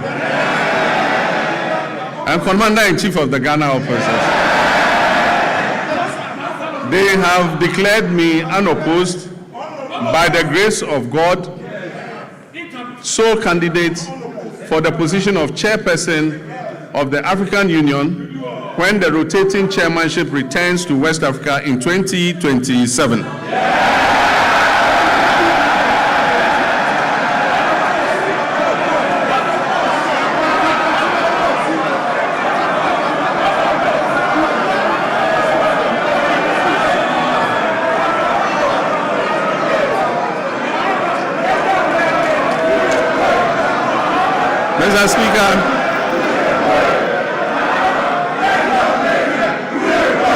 Mr. Speaker,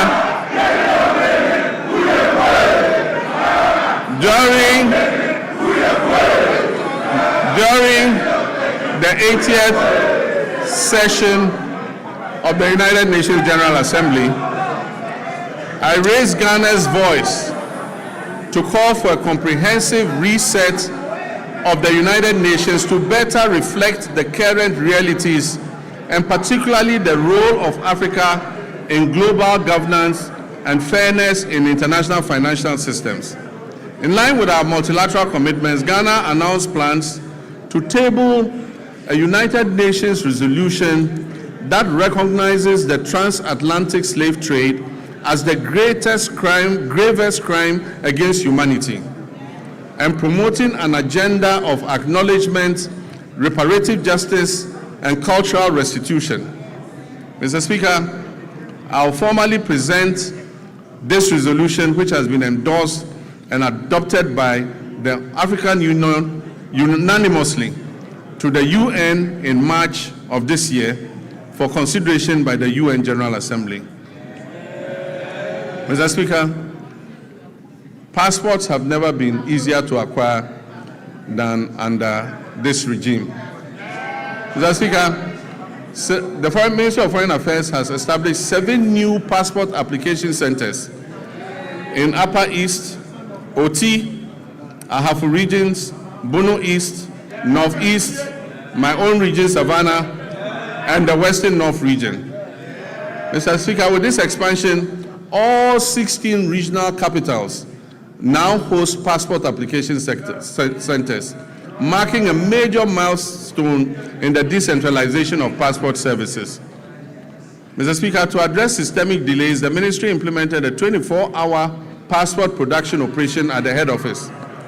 This enabled the clearance of an inherited backlog of over 40,000 passport applications. As a result of these reforms, Ghana's passport administration now operates with 0 backlog, guaranteeing passport delivery within 15 working days. If you like, try it. Apply for a new passport. Within 15 days, you will receive your passport.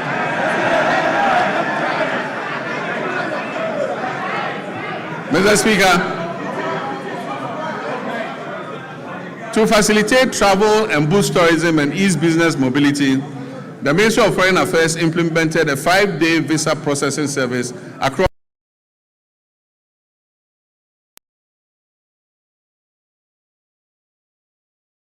Currently, significant progress has been made in the design and procurement phase of a national e-visa platform with a targeted rollout plan for 2026. This means if you apply for visa, you apply online and the visa is approved online. You don't need to go to the Ghana embassy to apply.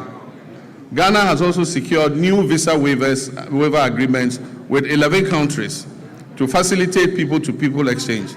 It means for those 11 countries, Ghanaians don't need passports to go there.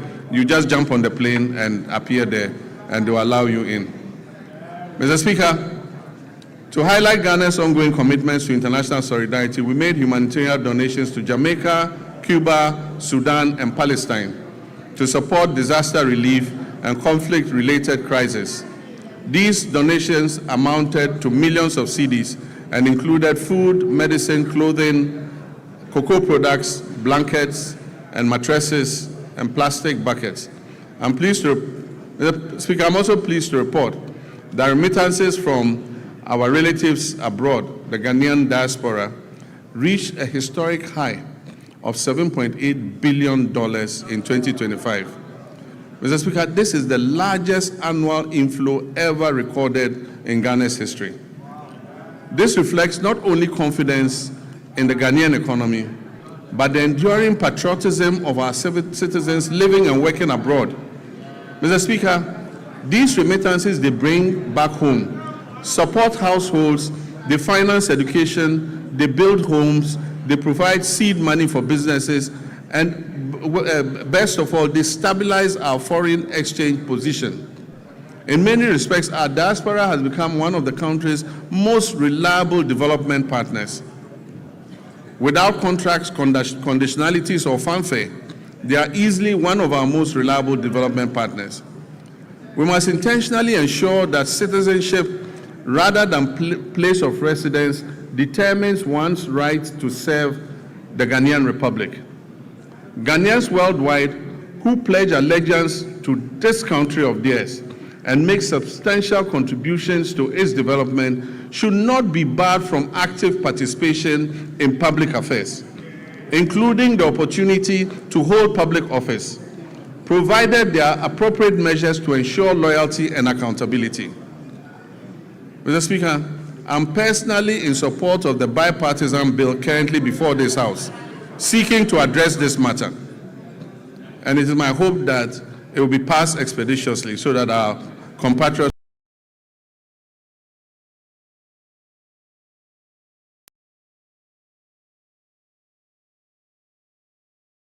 we're trying to achieve.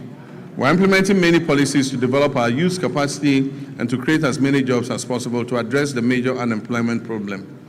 All our youth activities and job creation programs are ongoing. In 2025, 10,887 young people were trained in entrepreneurship programs and job creation under the Ejumawura program.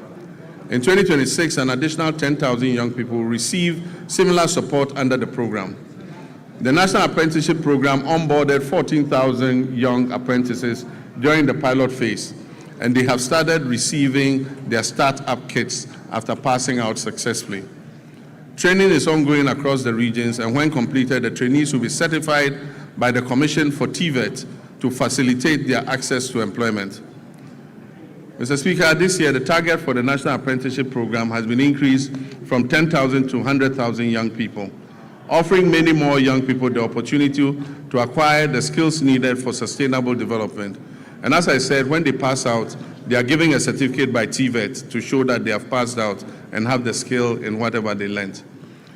In 2025, 86,000 young people were engaged through the Youth Employment Agency, various employment modules under this agency. This year, I've directed the Ministry of Youth Development and Empowerment as a matter of urgency to review all the youth employment modules under the YEA to reduce duplication and ensure value for money. This is important so that we can channel the resources to the advantage of the teeming youth who are waiting for opportunity.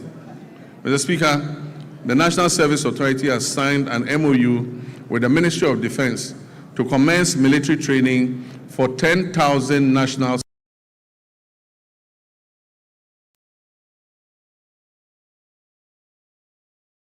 service personnel will receive call-ups to report at various military centers for training. Mr. Speaker, this was a program initiated by our late Minister for Defense of Blessed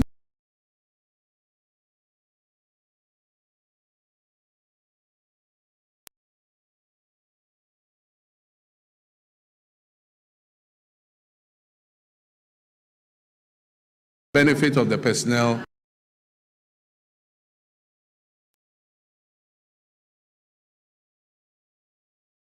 in Ghana's trade and agribusiness and industrial sectors to boost our competitiveness in export markets, encourage value addition, and generate employment for Ghana's large youth population.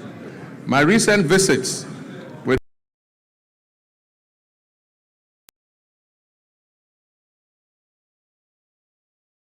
initiate expansion works on factories has convinced me that Ghana is on the right track.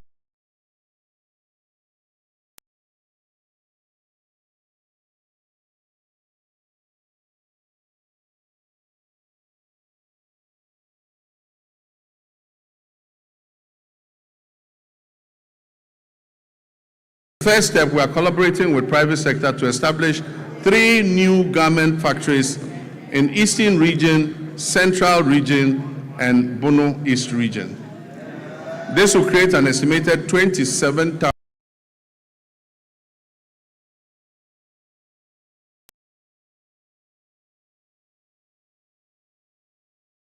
strategic investors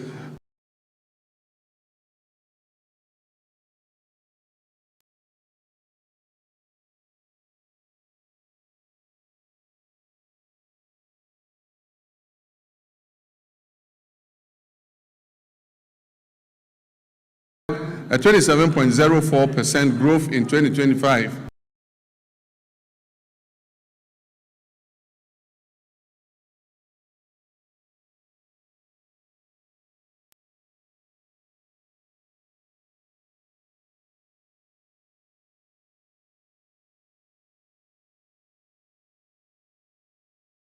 Export sector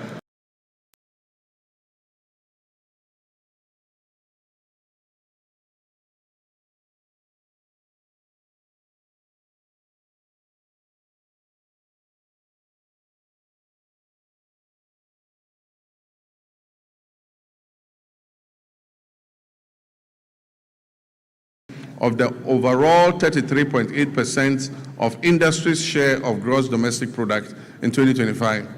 It emerged as a leading contributor within the industrial sector. The sector generated export earnings of approximately 15.25 billion, accounting for 65.37% of Ghana's total export receipts, out of a total of 23.3 billion. Mr. Speaker, the abolition of value-added tax on mineral exploration activities is expected to significantly reduce upfront costs for investors, improve project economics, and stimulate increased greenfield and brownfield explorations across the country. The fight against galamsey remains complex and demands a multi-dimensional response that integrates strong enforcement, the application of technology, sound regulation, and active community participation.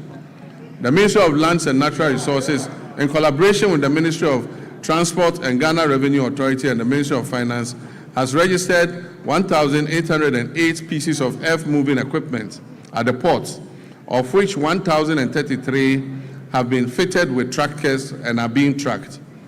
The protection of our water bodies and forest reserves is ongoing with the deployment of 1,634 blue water guards across Western North Savannah, Upper West, Bono, Eastern, Ashanti, Central, Volta, and Northern regions. This nationwide deployment aims to strengthen surveillance, improve rapid response, and enhance on-the-ground enforcement against illegal mining activities that threaten critical water bodies, forest ecosystems, and livelihoods. Mr. Speaker, NIMOS will maintain regular coordinated operations across all 21 identified hotspots to prevent re-entry of illegal miners into these reserves. While temporary deployments yielded positive results, they proved insufficient for sustained enforcement. Mr. Speaker, in the works housing and water subsector, these are vital pillars of Ghana's national development, shaping sustainable livelihoods through reliable water supply and affordable housing that enhance citizens' well-being. Sea defense works are ongoing. We've successfully completed works at Komenda, Ningo Prampram, and Elmina. Together, these three projects have protected approximately 15 kilometers of our coastline and safeguarded lives and livelihoods and property. In March 2025, I visited Solakope, Agaveji, and Amutinu in the Ketu South municipality, where tidal waves had displaced thousands of residents. We made a firm commitment to address the devastation. Mr. Speaker, through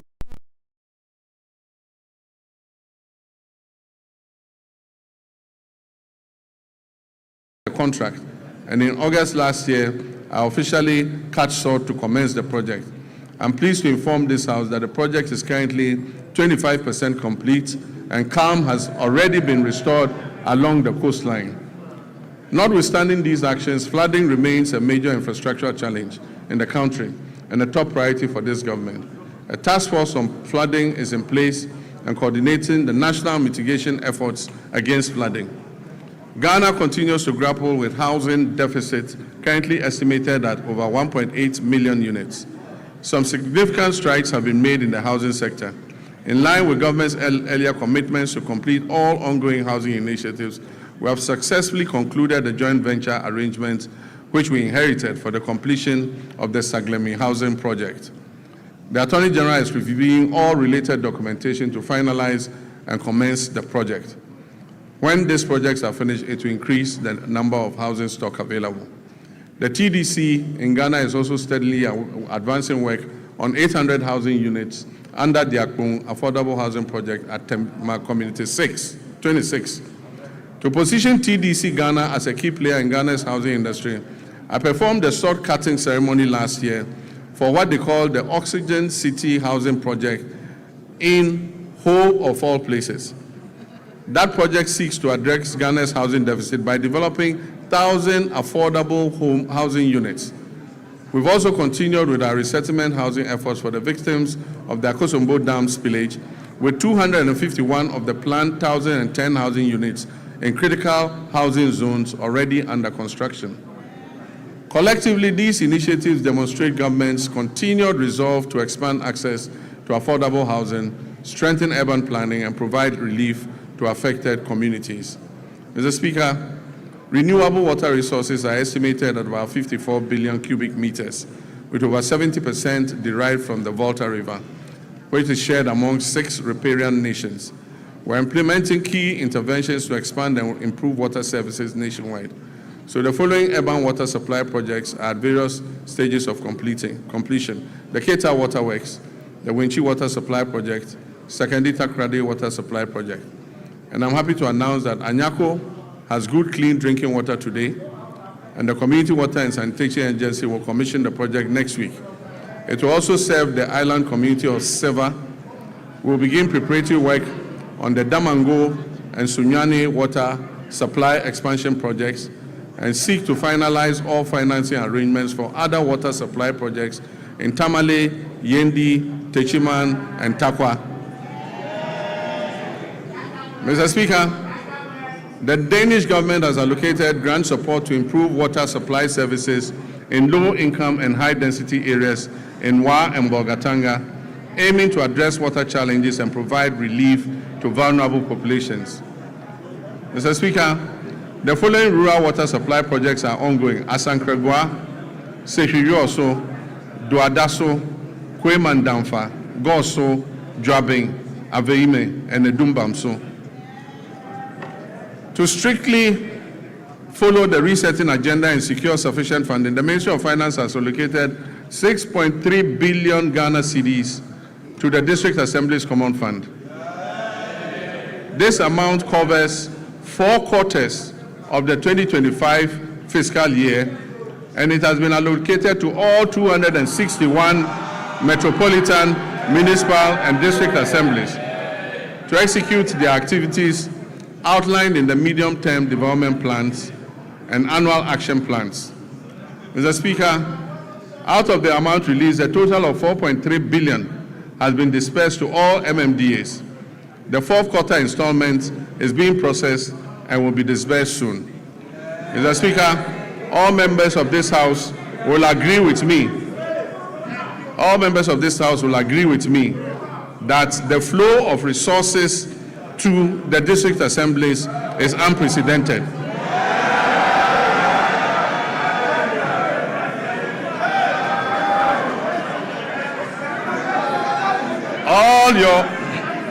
All your assemblies are receiving more money than they've ever received in several years. Mr. Speaker, in fulfillment of government's commitment to strengthening local governance and decentralization, the ministry has, for the first time in the history of local governance, disbursed a total of 100 million Ghana cedis in monthly allowances to all assembly members. Unprecedented, assembly members have received their allowances.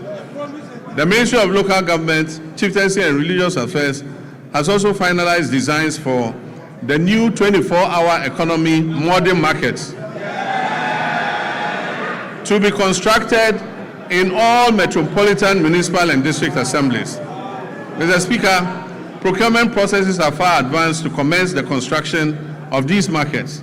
And very soon, in all your district, honorable members, you will have a 24-hour market operational. Mr. Speaker, our tourism and creative arts sector has a lot to offer. Creatives using the new media are giving our nation greater prominence than we could have achieved through any first-class traditional media outlet. Our economy will not be built only by traditional sectors, but also by human creativity sectors that will absorb those people who will be displaced from the shop floor by the new AI technologies that are being rolled out. Ghana has become a favorite tourist destination because of our history, culture, our arts, our music, our fashion, and our food. Government has allocated 20 million Ghana cedis to the film sector alone. This is going to the film sector to support Kumawood and Gollywood and all the woods. Mr. Speaker, another 20 million cedis has been given for the other creative sectors. I believe that this injection of money will bolster our creative sectors. Mr. Speaker, I wish to assure the creative industry and the Ministry of Tourism that I'll be your personal ambassador. Mr. Speaker, in line with our new national efforts to bring events and conferences to Ghana, we are going to undertake the refurbishment of the Accra International Conference Center to restore it to its iconic past as the country's national and international events and conference venue. Mr. Speaker, the original contractors of the center, Enego Project Ghana Limited, have conducted a structural integrity assessment at the request of the Office of Chief of Staff and made recommendations for the facilities renovation and refurbishment. They will commence this work in the next few weeks. But Mr. Speaker, the AICC is not enough for a country seeking to develop its creative sector and become West Africa's destination for meetings, conferences, musical concerts, and entertainment. So working with the private sector, work will also commence this year on a befitting convention and creative events center to position Ghana as West Africa's leading hub for meetings, incentives, conferences, and exhibitions and creative events. Ghana will also begin this year the renovation of the State Banquet Hall, which has been closed for a couple of years. Mr. Speaker, this year we will strengthen Ghana's standing in the major global and continental sporting events. We will make our 5th FIFA World Cup appearance. And for us, this is an opportunity to boost national branding and the economy beyond just sports. Mr. Speaker, supporters and other people interested in going to support the team would have to submit a visa request to the American Embassy. We are being told that we must ensure that supporters who go return on the visas. It has taken a lot of work to restore Ghana's 5-year non-immigrant visas and take us off the ban list. It is my hope that this event will not send thousands of Ghanaians to America and get us back on the ban list. Mr. Speaker, the Black Queens will compete at the 2026 African Cup of Nations, Women's African Cup of Nations, building on their bronze medal finish in Morocco.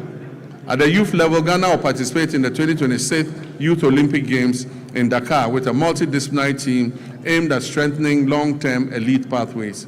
We'll also compete at the Commonwealth Games 2026 in Glasgow, reinforcing Ghana's presence across the Commonwealth sporting landscape. Mr. Speaker, as a member of the Ghana Journalists Association, I've been deeply concerned about the abuses suffered by journalists at the hands of some of our errant security personnel.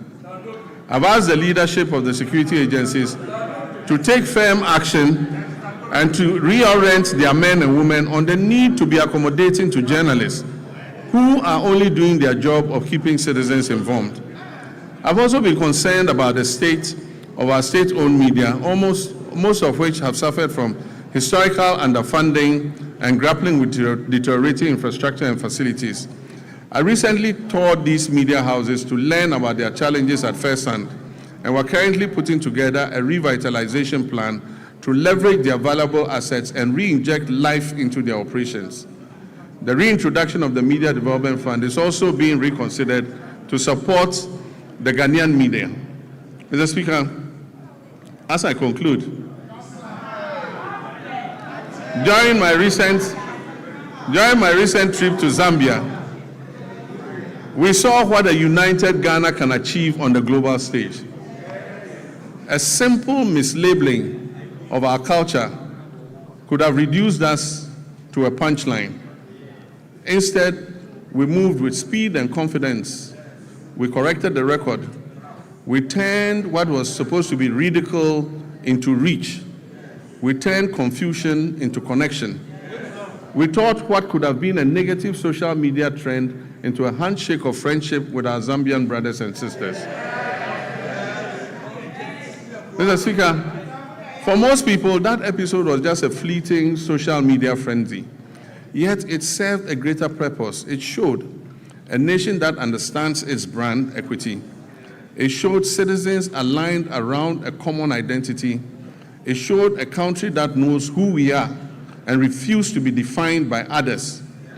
But let us be honest, unity in moments of cultural pride has proved easier than unity in moments of political disagreement. If we can mobilize that same collective resolve for our development agenda, we will see real progress.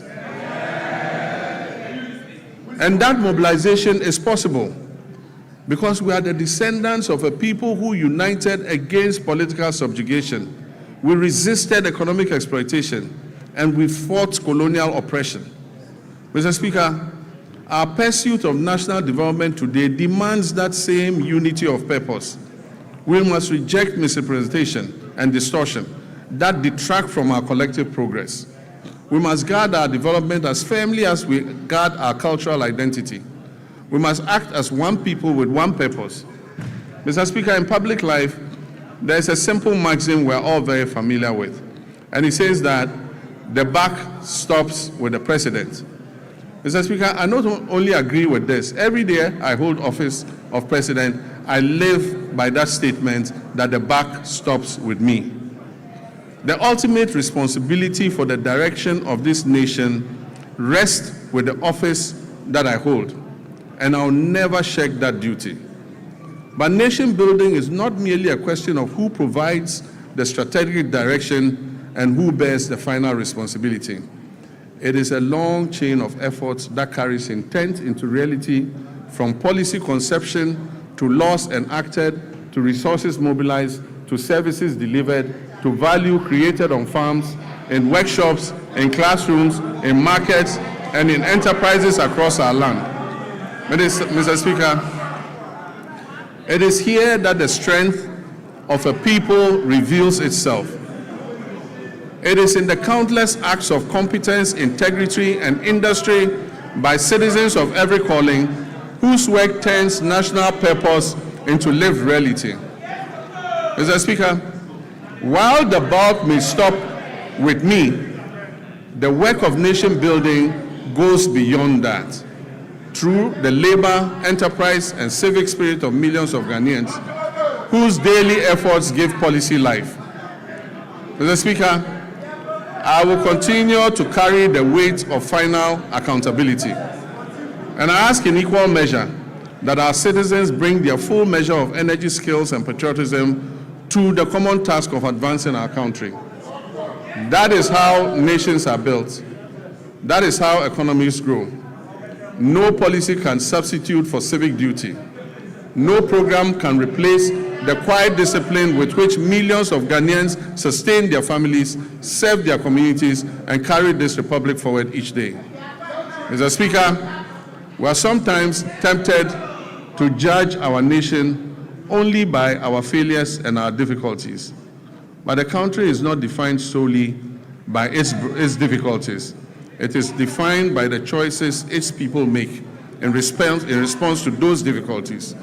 Repeatedly through our history, Ghanaians have chosen steadiness over despair, cooperation over division, and purpose over cynicism.